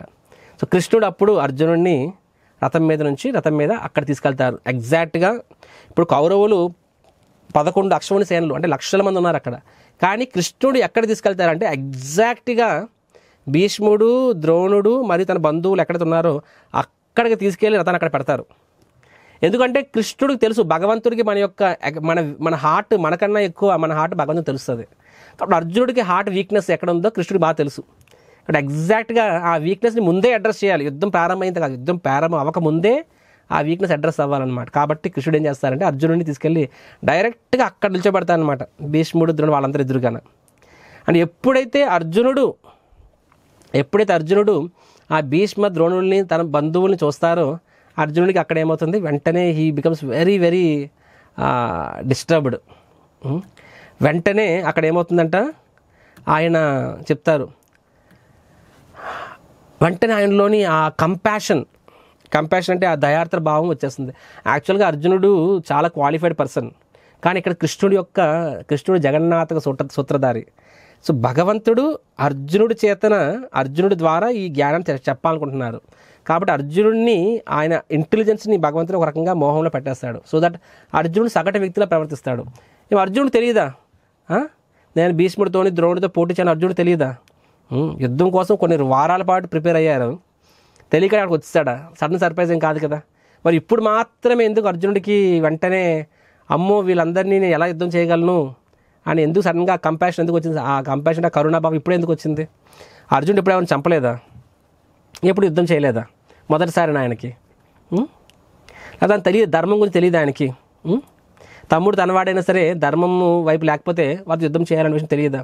ఒక జడ్జి అనేవాడు ఆ బోన్లో ఉన్న ముద్దాయి తన సొంత మనిషి అయినా సరే పనిష్మెంట్ ఇస్తాడు కదా. నిజమైన జడ్జి అనేవాడు ఆ బోన్లో ఉన్నవాడు సొంత కొడుకైనా సరే వాడికి తప్పు చేస్తే దండిస్తాడు. అదేవిధంగా ఇక్కడ రాజు అనేవాడు ఆ తప్పు చేసిన సొంత మనుషులైనా సరే వాళ్ళని దండిస్తారు. కాబట్టి అర్జునుడికి ఈ మాత్రం తెలియదు, అర్జునుడికి తెలుసు. కాకపోతే ఇక్కడ భగవంతుడు అర్జునుడి ద్వారా ఈ జ్ఞానాన్ని రప్పించాలనుకుంటున్నారు. కాబట్టి అర్జునుడిని ఒక రకంగా మోహంలో సగటు వ్యక్తిలాగా ప్రవర్తించాలి చేస్తారు. సో అర్జునుడు ఎప్పుడైతే తన బంధువుల్ని చూస్తాడో అక్కడ అలాగా తన తాతలని తన బంధువులను చూస్తారో వెంటనే అర్జునుడు సగటు మనిషిలాగా డిస్టర్బ్ అయిపోతాడు. వెంటనే ఏమవుతాయి? అవయవాలు కంపించేస్తాయి, నోరు ఎండిపోతుంది, దేహం మొత్తం కంపిస్తుంది, వెంట్రుకలు ఎక్కపరుచుకుంటాయి, చేతిలో నుంచి గాంధీవం జారిపోతుంటుంది. క్షత్రియుడికి ఎలా ఉంటుందంటే క్షత్రియుడి యొక్క స్థితి ఆడు చెయ్యి నరికినా సరే వాడు క్షత్రియుడు అనేవాడు. అలాంటిది చేతిలోంచి గాంధీవం జారిపోవడం అంటే క్షత్రియుడి చేతిలో ఆయుధం జారిపోవడం అంటే చనిపోవడం లెక్క. ప్రాణం విడిచిపెట్టడం మాత్రమే ఆయుధం జారిపోతుంది. అలాంటి పరిస్థితి అర్జునుడికి ఏర్పడుతుంది అనమాట. అంటే ఆయన నిల్చోలేకపోతాడు, ఆయన కూర్చుని పోతాడు. అర్జునుడు ఆయన నిల్చోలేక కూర్చుని పోతాడు అనమాట. సో ఆ స్థితికి చేరుకుంటాడు. వెంటనే కృష్ణుడు అంటాడు అనమాట. అప్పుడు అర్జునుడు లాస్ట్ సెక్షన్, ఈ సెక్షన్లో రైట్ 28 to 42 ఈ సెక్షన్లో ఈ 14 శ్లోకాల్లో అర్జునుడు నేను యుద్ధం చెయ్యాలనుకోవట్లేదని చెప్తాను అనమాట. దానికి కారణాలు చెప్తారు, 4 కారణాలు చెప్తారు అర్జునుడు. మొదటి కారణం ఏం చెప్తారు? సింపుల్, కరుణ. అంటే వీళ్ళని చూస్తే నాకు బాధేస్తుంది అని చెప్పి. సో కరుణ అంటే దయార్థ భావం అని చెప్పి. ఎందుకంటే వాస్తవంగా ఆలోచిస్తే న్యాచురల్గా ఒక మంచి వ్యక్తికి ఎప్పుడు కూడా రక్తపాతం నచ్చదు. కాబట్టి అర్జునుడికి గొప్ప వైష్ణవుడు, కాబట్టి వైష్ణవుడు అనేవాడు ఎప్పుడు కూడా పరదొక్క దుక్కి అంత ఇష్టపడ్డు. సో తను కొంత బంధుమిత్రులు చూడగానే ఆయనలో ఒక దయార్థ కరుణ భావం వస్తుంది. రెండో కారణం ఏంటంటే భోగ. అంటే ఏంటంటే కృష్ణుడితో అంటాడు, కృష్ణ ఇప్పుడు యుద్ధం చేస్తాను, రాజ్యం వస్తుంది. సో రాజ్యం నేను ఎవరితో అనుభవించాలి? ఎందుకంటే ఇప్పుడు నాకు ఫర్ ఎగ్జాంపుల్ నీకు 100 కోట్లు ఇస్తాను, కానీ నీ కుటుంబం మొత్తాన్ని వైప్ ఆఫ్, వాళ్ళు ఎవరితో ఉండరు అన్నప్పుడు ఏం చేసుకోవాలి? 100 కోట్లు నువ్వు నీకు డబ్బు కాదు, దేంది ఆ డబ్బుతో నువ్వు నీ కుటుంబ సభ్యులు కలిపి సుఖంగా ఉండడం కోసం. కానీ ఆ కుటుంబ సభ్యుల్ని అంటే ఎలా ఉందంటే నీకు ఫ్రీగా 70mm సినిమా చూపిస్తాను, కానీ నీ కళ్ళుగుడ్లు పీకేస్తాను. కళ్ళుగుడ్లే లేనప్పుడు నువ్వు సినిమా చూసి ఏం లాభం నువ్వు? సో అలాగా నా కుటుంబ సభ్యులే లేనప్పుడు నువ్వేం చేసుకోవాలి రాజ్యాన్ని? అన్ని శవాల మీద కట్టే సింహాసనం నాకు అవసరమా అని చెప్పి అర్జునుడు ఫీల్ అవుతాడు అనమాట. అంటే ఒక రకంగా ఆలోచిస్తే రైట్ అది. మూడోది ఏం చెప్తారంటే ఇదే చెప్పినట్టుగా పాపభీతి. నా ఒక్కడి సుఖం కోసం, మా పాండవుల సుఖం కోసము ఎంతమందిని విధవులు అవుతారు, ఎంతమంది చనిపోతారు, అమాయకులు చనిపోతున్నారు. కాబట్టి దాని బదులు మేము రాజ్యాన్ని సరే మాకు రాజ్యం వద్దు, వదిలేసి మేము సన్యాసం తీసుకుంటాము, అడవులకు వెళ్ళిపోయి అడవుల్లో ఒక సాధువుల్లో బతుకుతాము. ఎందుకంటే మా ఐదుగురు రాజ్యం వద్దనుకుంటే యుద్ధం ఆగిపోతుంది కదా. ఇంత యుద్ధం చేస్తే అంత పాపం మనకి మూట కట్టుకుంటాము. సో ఆ పాపభీతి అనమాట, ఎందుకు అంత పాపం చేయాలి అని చెప్పి మూడవ కారణం అనమాట. నాలుగో కారణం ఏం చెప్తారు? వంశనాశనం అని చెప్పి. ఏమంటారంటే చూడు కృష్ణ, వాస్తవం ఇప్పుడు యుద్ధమైనప్పుడు 2 వైపులు జనాలు చనిపోతారు. కాబట్టి వంశ పెద్దలు చనిపోతారు. అండ్ ఆ యొక్క పెద్దలు చనిపోయినప్పుడు ఆ కుల వ్యవస్థ అంటే వర్ణ వ్యవస్థ అంటే ఇప్పుడు ప్రతి వారికి ఒక ఆచారాలు ఉంటాయి, పద్ధతులు ఉంటాయి. ఆ ఇంటి పెద్దలే వాటిని కాపాడతారు. ఆ ఇంటి పెద్దలు లేనప్పుడు, ఆ ధర్మాన్ని కాపాడే పెద్దలే లేనప్పుడు, ఆ వర్ణ వ్యవస్థను కాపాడే పెద్దలు లేనప్పుడు ఇంకా ఆ స్త్రీలు విధవులుగా అవుతారు. వాళ్ళకి ఎవరు రక్షణ ఇస్తారు? మగవాళ్ళు లేనప్పుడు ఆడవాళ్ళు మిగులుతారు, వాళ్ళకి రక్షణ ఉండదు. అప్పుడు ఆకతాయిలు పోకిరిగాళ్ళు వాళ్ళ మీద అత్యాచారం చేస్తారు. తద్వారా వర్ణ సంకర అంటే అన్వాంటెడ్ పాపులేషన్ అంటే అవాంఛనీయ సంతానం వస్తుంది, అన్వాంటెడ్ పాపులేషన్ వస్తుంది, తద్వారా సమాజానికి డ్యామేజ్ అవుతుంది. యాక్చువల్గా మనకి ఈ రోజుల్లో ఈ విషయం తెలియకపోవచ్చు, బట్ సక్రమం అక్రమం చెప్తాం కదా. సో ఈ అక్రమ సంతానాల వల్ల ఏమవుతుంది, వాళ్ళకి విలువలు అంటూ ఉండవు, తద్వారా ఈ ధర్మం ఇంకాస్త నాశనం అవుతుంది. మనం ఏ ధర్మం కోసం యుద్ధం చేస్తున్నామో ఆ ధర్మమే నాశనం అవుతుంది. ఎందుకంటే ధర్మాన్ని కాపాడే పెద్దలందరూ చనిపోతారు కాబట్టి ఇంకా ధర్మాన్ని ఎవరు కాపాడతారు అని చెప్పి 4వ కారణం.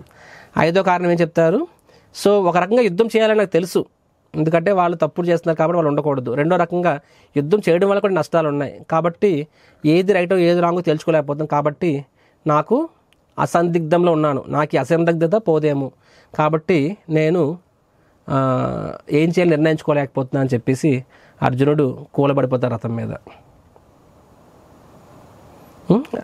ఆయన చేతులు గాంధీవం జారిపోతుంది, ఆయన కాల్లో శక్తి ఉండదు, నిల్చోలేకపోతాడు అనమాట. కొన్నిసార్లు మనకు కూడా మరీ ఎక్కువ బాధ కలిగినప్పుడు, సడన్గా ఏదో మన షాకింగ్ న్యూస్ ఉన్నప్పుడు మనం పడిపోతాం, లేకపోతే కూలబడిపోతాం. సో అర్జునుడు కూడా అలాగా కూలబడిపోయాడు అర్జునుడు.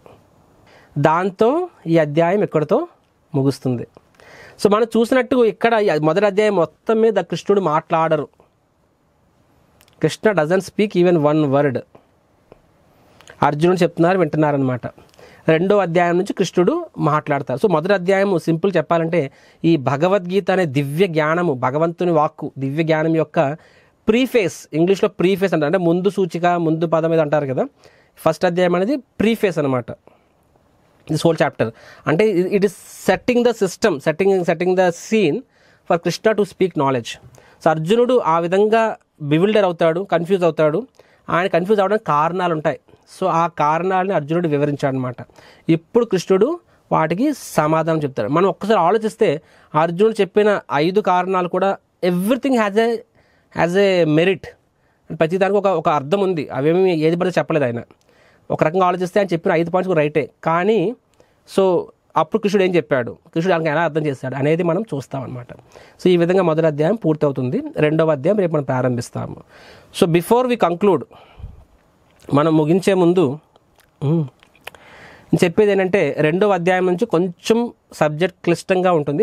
ఫస్ట్ అధ్యాయం అనేది ఇందులో ఫిలాసఫీ ఏం లేదు, more or less it is A story. But second chapter నుంచి కొంచెం కంటెంట్ ఉంటుంది, కాబట్టి ప్లీజ్ మేక్ నోట్స్. 2వది నేను చెప్పానంటే, నేను ఇప్పుడు ఒక విషయం మీకు చెప్పాలి ఇక్కడ.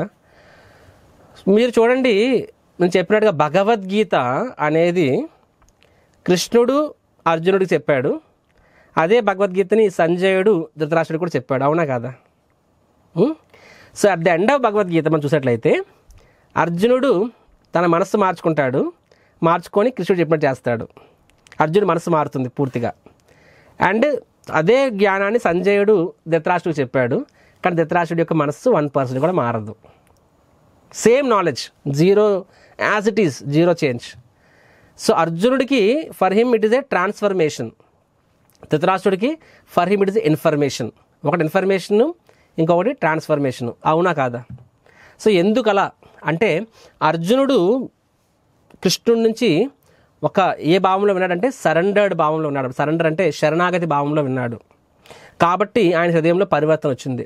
ధృతరాష్ట్రుడు శరణాగతి భావంలో వినలేదు. ఆయనకి ఏంటంటే గెలిచారా లేదా, జస్ట్ ఇన్ఫర్మేషన్. సో ఆ ఇన్ఫర్మేషన్ అనే కాన్షియస్ ఉండడం వల్ల ధృతరాష్ట్రుల్లో మార్పు అనేది రాలేదు. అదే జ్ఞానము అర్జునుడు విన్నప్పుడు అర్జునులో పరివర్తన వచ్చింది. ధృతరాష్ట్రుడు ఎందుకు రాలేదు? You may say first hand information కాదు కదా, సెకండ్ హ్యాండ్ ఇన్ఫర్మేషన్. మరి మనకు వస్తుంది పరివర్తన, ఎందుకంటే శరణాగతి భావం లేదు కాబట్టి. సిమిలర్లీ మనం కూడా ఇన్ఫర్మేషన్ అనే యాంగిల్లో ఆలోచిస్తే మనకి జ్ఞానము థియరీ అయిపోతుంది. ట్రాన్స్ఫర్మేషన్ అవ్వాలంటే మనం కూడా we have to surrender to Krishna. And ఆ శరణాగతి ఎలా ఉంటుంది అంటే భగవంతుని నామం జపం చేయడం ద్వారా. సో మనము ఇట్ ఇస్ వన్ థింగ్, ఒక్క విషయం అర్థం చేసుకోండి. ఈరోజు క్లాస్లో చెప్పింది మొత్తం మర్చిపోయినా నాకు పర్వాలేదు, ఇప్పుడు నేను చెప్పింది మీరు మర్చిపోకూడదు. అదేంటయ్యా అంటే, if you want to know about God, నువ్వు భగవంతుని గురించి తెలుసుకోవాలి అంటే you have to ask God. నువ్వు భగవత్ తెలుసుకోవాలంటే భగవంతుని నువ్వు యూ హ్యావ్ టు సబ్మిట్. ఆయన నువ్వు శరణాగతి పొందితే ఆయన నీకు చెప్తానుకుంటే తెలుస్తుంది. నూతిలో కప్పు అనేది సముద్రం తెలుసుకోలేదు, సముద్రం తనకు తనకు చెప్పాలని కూడా చెప్పగలదు అనమాట. అదేవిధంగా భగవంతుడి గురించి ఆయన చెప్పాలనుకుంటేనే మనకు తెలుసు తప్ప లేకపోతే మనకు తెలియదు. సో కాబట్టి you cannot challenge God and same time know about God. నువ్వు భగవంతుని ఛాలెంజింగ్ మూడ్లో ఉన్నప్పుడు అది ఎప్పుడు తెలుసుకోలేదు, శరణాగతి మూడ్లో ఉంటే తెలుసుకోగలవు. నువ్వు ఛాలెంజింగ్ మూడ్లో ఉంటే భగవంతుడు స్వయంగా నీ ఎదురుగా వచ్చినా సరే నువ్వు భగవంతుడు తెలుసుకోలేవు.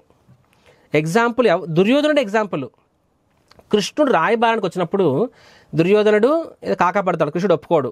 రాజ్యం ఇస్తావా ఇవ్వని అడుగుతాడు. కృష్ణ అంటే ఏమంటాడు దుర్యోధన ఏమంటాడు, ఇవ్వను అంటాడు. సరే యుద్ధానికి రెడీ కాని చెప్తాడు కృష్ణుడు, యుద్ధానికి రెడీ అవ్వమని చెప్తాడు. సో అప్పుడు దుర్యోధన ఏం చేస్తాడు, కృష్ణుడిని అరెస్ట్ చేయాలని ట్రై చేస్తాడు అనమాట. సేన ఈయన బంధించండి అని చెప్పి. కృష్ణుడిని అరెస్ట్ చేయగలరా అని కృష్ణుడు అక్కడ హా నవ్వి బెగ్గరగా నవ్వి తన విశ్వరూపాన్ని చూపిస్తారు. ఆకాశం ఎగురుతారు, మొత్తం అన్ని చేతులు, మల్టిపుల్ హ్యాండ్స్. అది చూసి అక్కడ ఉన్న సైన్యం అంతా మూర్చిపోతారు, కొంతమంది భయపడిపోతారు. అంటే విశ్వరూపాన్ని కృష్ణుడు అర్జునుడు చూపించే ముందు దుర్యోధను కూడా చూపించాడు, అంటే సేమ్ ఆ క్యాపిటల్ చిన్న సైజులోని. కానీ దుర్యోధనుడు విశ్వరూపం చూసిన తర్వాత కూడా ఆయన భగవంతునికి శరణాగతం లేదు సరికదా. ఏమంటే అరే సేన మీరు భయపడద్దు, ఈయన మాయావి, ఇదంతా ఈయన మాయాజాలం, కాబట్టి డోంట్ హెసిటేట్, ఆయన అరెస్ట్ చేయండి అంటారనమాట.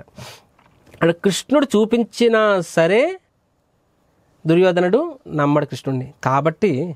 కాబట్టి భగవంతుని పట్ల ఆ విధేయత, ఆ సరెండర్ అనేది లేనప్పుడు ప్రపంచంలో 100 నీ ముందు ప్రూఫ్స్ కనిపించినా సరే నువ్వు నీకు ఆయన అర్థం కాడు. కానీ కృష్ణ నాకు నిన్ను తెలుసుకోవాలనుకుంటున్నాను, నాకు I want to know you, I want to submit to you అని ఫీలింగ్ వచ్చినప్పుడు భగవంతుడు ఏదో ఒక విధంగా మనకి తెలియజేస్తాడనమాట. కాబట్టి ఆ సబ్మిషన్ అనేది మనం ఎలాగా ప్రాక్టికల్గా ఎలా చూపిస్తామంటే భగవంతుని యొక్క దివ్య నామాలు జపించడం ద్వారా. సో ఆ దివ్య నామాల యొక్క విశిష్టత ఏంటంటే తర్వాత అసలు చెప్తాను. బట్ యాక్చువల్గా ఈరోజు మనం కోర్స్ చేస్తున్నాం కాబట్టి ఈ కోర్స్ అనేది మనం ఇన్ఫర్మేషన్, భగవంతుడి యొక్క భగవద్గీత. కానీ ఇన్ఫర్మేషన్ మనకు సరిపోదు, ఈ ఇన్ఫర్మేషన్తో పాటుగా మనకి భగవంతుని యొక్క పర్మిషన్ కావాలి. అప్పుడు ఆయన పర్మిషన్తో ఆ ఇన్ఫర్మేషన్ ట్రాన్స్ఫర్మేషన్ అవుతుంది, ఆ పర్మిషన్తో ఆ ఇన్ఫర్మేషన్ ట్రాన్స్ఫర్మేషన్ అవుతుంది. కాబట్టి so how do we request Krishna is by chanting his holy names, Hare Krishna మహామంత్రం జపం చేయడం ద్వారా. కాబట్టి ప్రతిరోజు మనము క్లాస్ ప్రారంభంలో మనము ఒక మాల హరే కృష్ణ మంత్రం జపం చేస్తాం మనము. సో రేపటి నుంచి స్టార్ట్ చేస్తాము. ఎలా చేస్తాము అంటే క్లాస్ మంది 8 o'clock కదా, మనము 7:45కి వస్తాము. సో 7:45 నుంచి 7:55 వరకు మనము ఒక మాల జపం చేస్తాము. 7:55 నుంచి 8 వరకు 5 minutes రివిజన్ చేస్తాము. 8 o'clock నుంచి 9 o'clock వరకు మనము క్లాస్ చెప్పుకుంటాము. రైట్. సో ఈరోజు మనం ప్రారంభించాము. అయినా సరే మొదటి రోజు మంచి రోజు కాబట్టి మనం ఎక్కువేం కాదు, మనము జస్ట్ 10 మంత్రాలు జపం చేద్దాం కలిసి. Just 10 mantras, it takes 1 minute. Okay. So నేను నాతో పాటుగా సమాంతరంగా మీరు జపం చేయండి. Okay. So this is like 12 + 2 14, సరే 14 ఉన్నాయి కదా, 14 జపం చేద్దాం, కలిసి జపం చేద్దాం. ఓకే. హరే కృష్ణ కృష్ణ కృష్ణ హరే హరే, హరే రామ్ రామ్ రామ్ హరే హరే, హరే కృష్ణ కృష్ణ కృష్ణ హరే హరే, హరే రామ్ రామ్ రామ్ హరే హరే, హరే కృష్ణ కృష్ణ కృష్ణ హరే హరే, హరే రామ్ రామ్ రామ్ హరే హరే, హరే కృష్ణ కృష్ణ కృష్ణ హరే హరే, హరే రామ్ రామ్ రామ్ హరే హరే, హరే కృష్ణ కృష్ణ కృష్ణ హరే హరే, హరే రామ రామ రామ హరే హరే, హరే కృష్ణ కృష్ణ కృష్ణ హరే హరే, హరే రామ రామ రామ హరే హరే, హరే కృష్ణ కృష్ణ కృష్ణ హరే హరే, హరే రామ రామ రామ హరే హరే, హరే కృష్ణ కృష్ణ కృష్ణ హరే హరే, హరే రామ రామ రామ హరే హరే, హరే కృష్ణ కృష్ణ కృష్ణ హరే హరే, హరే రామ రామ రామ హరే హరే, హరే కృష్ణ కృష్ణ కృష్ణ హరే హరే, హరే రామ రామ రామ హరే హరే, హరే కృష్ణ కృష్ణ కృష్ణ హరే హరే, హరే రామ రామ రామ హరే హరే, హరే కృష్ణ కృష్ణ కృష్ణ హరే హరే, హరే రామ రామ రామ హరే హరే, హరే కృష్ణ కృష్ణ కృష్ణ హరే హరే, హరే రామ రామ రామ హరే హరే, హరే కృష్ణ కృష్ణ కృష్ణ హరే హరే, హరే రామ రామ రామ హరే హరే. హరే కృష్ణ మహామంత్రకి జై. సో ఇప్పుడు మనము జస్ట్ చాంటెడ్ 1 minute. సో ఈరోజు క్లాస్ ఎప్పుడైతే ముగిసింది, ఈరోజు మనం ఫస్ట్ రోజు కాబట్టి ఇంట్రడక్షన్ ఎక్కువసేపు చెప్పుకున్నాం కాబట్టి క్లాస్ కొంచెం ఎక్స్టెండ్ అయింది. రేపటి నుంచి మనము 1 hour క్లాస్ చెప్పుకుంటాము, 10 నిమిషాలు జపం చేస్తాము, 5 minutes రివిజన్ చేస్తాము. సో బట్ హవెవర్ ఈరోజు చెప్పిన క్లాస్లో ఎవరికైనా ఏమైనా ప్రశ్నలు ఉంటే అడగొచ్చు, డ్రాప్ అవ్వాలనుకున్న వాళ్ళు అవ్వచ్చు. అండ్ ఇఫ్ ఎవరికైనా క్వశ్చన్లు ఉంటే మీరు హ్యాండ్ రైజ్ చేస్తే నేను ఒక 2-3 ప్రశ్నలు తీసుకోగలను, 5 minutes క్వశ్చన్ ఆన్సర్ చెప్పగలను. సో ఎవరికైనా ప్రశ్నలు ఉంటే మీరు హ్యాండ్ రైజ్ చేయండి. Hand then I can answer it. Yes Harika గారు అన్మ్యూట్. ప్రభుజీ మీరు కాంక్షల్స్ నేమ్ చెప్పారు కదా, శంఖాస్, అవి ఒకసారి రిపీట్ చేస్తారా? డైరెక్ట్గా భగవద్గీతలో ఉంటుంది. But Krishna Panchajanya, Arjuna is Devadatta, Bhima is Paundra, and Yudhishthir Maharaj is Ananta Vijaya, and Nakula సహదేవులు కూడా ఉంటుంది. నకుల ఏమో సుఘోష, సహదేవదేమో మణిపుష్పక. ఇది భగవద్గీతలో మీకు 14-15 శ్లోకాల్లో ఉంటుంది ఇవి. యాక్చువల్గా అందుకని అంటే భగవద్గీత పుస్తకం పెట్టుకుంటే మీకు తెలుస్తుంది. Okay, thank you. ఎవరికైనా ప్రశ్న ఉన్నదండి? You can ask any questions, no problem. Okay, Vamsi Gopala Krishna గారు. ఎస్ వంశీ గారు అన్మ్యూట్. హరే కృష్ణ ప్రభుజీ, దండవత్ ప్రణామ్. హరే కృష్ణ అండి. Prabhuji just it's not a question, ఏం లేదు, ఇది దీని రికార్డింగ్ అలా ఉంటుందా ప్రభుజీ? మేము స్టార్టింగ్ లో కొంచెం మిస్ అయ్యాం. నేను యూట్యూబ్లో షేర్ చేస్తానండి, మేబీ ఒక 2-3 days గ్యాప్లో షేర్ చేస్తాను. బట్ గ్యాప్లో షేర్ చేస్తాను, డైరెక్ట్గా షేర్ చేయను. ఎందుకంటే because I don't want people ఒక యూట్యూబ్లో ఉంది కాబట్టి నచ్చినప్పుడు వింటాను, క్లాస్కి నచ్చినప్పుడు వస్తాను అనుకోకూడదు. ఎందుకంటే ఐ కెన్ బెట్ మీరు యాక్చువల్గా చెప్పాలంటే స్పిరిచువల్ నాలెడ్జ్ ఎలా నేర్చుకోవాలంటే తద్విద్ధి ప్రణిపాతేన పరిప్రశ్నేన సేవయ ఉపదేక్షంతి తే జ్ఞానం జ్ఞానినస్తత్వదర్శిన. వాస్తవ గురువు దగ్గరికి వెళ్ళి గురువు పాదాశ్రయాల దగ్గర ఆయన పాదాశ్రయం తీసుకొని ఆయనకు సేవ చేసి ఆయన నుంచి ఈ జ్ఞానాన్ని పొందాలి. అప్పుడు మాత్రమే జ్ఞానం ఉపయోగపడుతుంది. ఇది రైట్ వే, వైదిక వే. కానీ ఈరోజు మోడర్న్ ఏజ్లో అన్ని ప్రాక్టికల్గా సాధ్యం కాదు కాబట్టి మనం అట్లీస్ట్ ఈ విధంగా ఆన్లైన్లో మనం చేస్తున్నాము. ఇది కూడా చెప్పాలంటే ఫస్ట్ గ్రేడ్ కాదు, సెకండ్ గ్రేడ్ ఎడ్యుకేషన్ ఇది. సో దాన్ని థర్డ్ గ్రేడ్ చేయొద్దు మనము. సెకండ్ గ్రేడ్ అట్లీస్ట్ లైవ్ ఆ రకంగా మనకి ఒక డైరెక్ట్ పర్సనల్ ఇంటరాక్షన్ ఉంది ఇక్కడ, right? There is a personal touch. ఇప్పుడు నా క్లాస్ ఉంటూ మీరు పడుకోవట్లేదు, ప్యారల్గా రెస్పెక్ట్ఫుల్గా వింటున్నారు. కనీసం ఆ రెస్పెక్ట్ అనేది ఆ శ్రద్ధపూర్వకంగా భక్తి భావంతో వింటున్నాం కాబట్టి అది ఇంకాస్త మనకి అడ్వాంటేజ్ చూపిస్తుంది. Direct go to YouTube, that's okay, because something is better then nothing. But ideally is directly at the feet of guru. If not that, this way. And last is YouTube. So యూట్యూబ్లో share చేస్తామండి, కాకపోతే with few days gap. ఎందుకంటే we want people every one to attend the class sincerely. ఒక time పెట్టుకుని ఆ టైంలో కంటిన్యూస్గా వినాలి. అదర్వైజ్ 10 నిమిషాలు మనకి ఎక్కదు అది. ఓకే, థ్యాంక్ యూ అండి. హరే కృష్ణ. రాధా దేశు గారు. ఎస్ రాధాదేశ్ గారు మాట్లాడండి, అన్మ్యూట్. మీన్వే లావణ్య గారు అన్మ్యూట్. హరే కృష్ణ స్వామి. హరే కృష్ణ అండి. No question Swami, wonderful session, thank you so much. Thank you అండి. కృష్ణ భగవాన్ కి జై. చెప్పండి మీరేం. Swami, everything is so clear. You want to thank us? Thank you. With the first session. No, first session is kind of a preface. యాక్చువల్గా subject knowledge అనేది మనము second session నుంచి enter అవుతాం. The ocean will start from currently first session is the shore. The ocean will begin from session number 2. Yeah, so I would like to see you tomorrow also. Hare Krishna. Thank you. Yes, Shivaprasad గారు ఇప్పుడు అడగండి, unmute.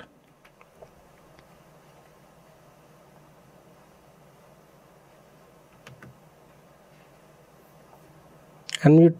Okay. Yes, విదురుడి గురించి చెప్పగలరా స్వామి? Yeah, మనం ధృతరాష్ట్రుడు, పాండురాజు, విదురుడు అన్నారు. మనం విదురుడి గురించి మనం డిస్కషన్ రాలేదు. యా, సో యా యాక్చువల్గా భగవద్గీత ప్రీఫేస్. సో వాస్తవంగా అంబిక, అంబాలిక, సో అంబిక వ్యాసమహర్షి పుత్రులు వీళ్ళందరూ. అంబిక గర్భంలో ధృతరాష్ట్రుడు పుడతాడు. ఎందుకంటే అంబిక ఆ టైంలో కళ్ళు మూసుకుంటుంది కాబట్టి. అండ్ అంబాలిక గర్భంలో పాండవు పుడతారు. కానీ వీళ్ళిద్దరు కూడా కొన్ని లోపాలతో పుడతారు. తర్వాత వాళ్ళ తల్లి సత్యవతి ఏమని కోరుకుంటుందంటే, అక్కడ మేడ్ సర్వెంట్ దాసి ఉంటుంది, దాసి కూడా పుత్రుని కలమని వ్యాసమహర్షి చెప్తుంది అనమాట. సో ఆ దాసి పుత్రుడు విదురుడు. కాబట్టి వాస్తవంగా చెప్పాలి విదురుడు ఏ లోపం లేకుండా పుడతాడు. కానీ ఆ కల్చరల్ రీత్యా ఆయన దాసీపుత్రుడు కాబట్టి ఆయన సింహాసనం అధిరోహించడానికి ఆయన ఆ రకంగా అర్హుడు కాదు. కానీ ఆధ్యాత్మికంగా ముగ్గురులో కన్నా కూడా విదురుడు గొప్పవాడు. కాబట్టి పాండవులు ఎప్పుడు కూడా విదురుడిని చాలా చిన్నానవుతారు, గౌరవించేవాళ్ళు. అండ్ ఒక రకంగా గురువు కింద విదురుడు వ్యవహరించేవాడు. థ్యాంక్ యూ అండి. ధన్యవాదాలు స్వామి. మీరు ఎక్కడి నుంచి అండి? విశాఖపట్నం స్వామి. ఓకేనండి. సత్యవాణి గారు అన్మ్యూట్. హరే కృష్ణ ప్రభుజీ. హరే కృష్ణ అండి. ప్రభుజీ యా బాగా చెప్పారు ప్రభుజీ. 1 hour లో క్లాస్ చాలా బాగా కవర్ చేశారు. హాఫ్ అన్ అవర్ ఇంట్రొడక్షన్ అయినా మిగతా హాఫ్ అన్ అవర్ కూడా చాలా బాగుంది ప్రభుజీ క్లాస్. ధన్యవాదాలు ప్రభుజీ. ధన్యవాదాలు. ప్రశ్న any question you want to ask Mataji? No Prabhuji. Okay, so you can thank. మీరు సరే ఎవరి ప్రశ్నలు ఉంటే అడగవచ్చు. ప్రశ్నలు లేకపోతే మీ క్లాస్లో ఏ పాయింట్ నచ్చాయో వాటిని మీరు వాట్సాప్లో పోస్ట్ ఓపెన్ చేస్తారు. ఇప్పుడు యూ కెన్ సెండ్ అట్లీస్ట్ ఒక పాయింట్ వాట్ యూ రిమెంబర్, దాన్ని మీరు షేర్ చేయండి. తద్వారా అందరూ షేర్ చేసినప్పుడు మనం కూడా అందరి నుంచి నేర్చుకుంటాము. ప్లస్ మనం కూడా ఏదైతే విన్నామో అది మనం షేర్ చేస్తాము. It will be helpful. రెండవది క్విజ్ కూడా ఉంటుంది. మేబీ ఈ రోజు కాకపోతే రేపటి నుంచి స్టార్ట్ అవుతుంది. ఆ క్విజ్ కూడా చాలా ఈజీ, మీకు గైడ్లైన్స్ ఇస్తారు, జస్ట్ మీకే అర్థమవుతుంది. సో టుమారో ఆన్వర్డ్స్ క్విజెస్ కూడా స్టార్ట్ అవుతాయి. అండ్ మీకు ఈరోజు పీపీటీ కూడా షేర్ చేయడం జరుగుతుంది బై టుమారో. ఓకే, సో రేపు మనము 7:45 కలుస్తాము. Let's come 10 minutes before. ఎందుకంటే ఆ రకంగా మనము భగవంతుని ప్రార్థించి తద్వారా మనం సెషన్లో ఎంటర్ అవుదాం. మనము let us take blessings of Lord, that is the blessings of guru పరంపర. అప్పుడు మనకి మనం వినే జ్ఞానము ఇన్ఫర్మేషన్ నుంచి ట్రాన్స్ఫర్మేషన్ అవుతుంది. Okay, thank you. హరే కృష్ణ కృష్ణ కృష్ణ హరే హరే, హరే రామ్ రామ రామ హరే హరే. శ్రీమద్ భగవద్గీత కీ జయ, శ్రీల ప్రభుపాద్ కీ జయ.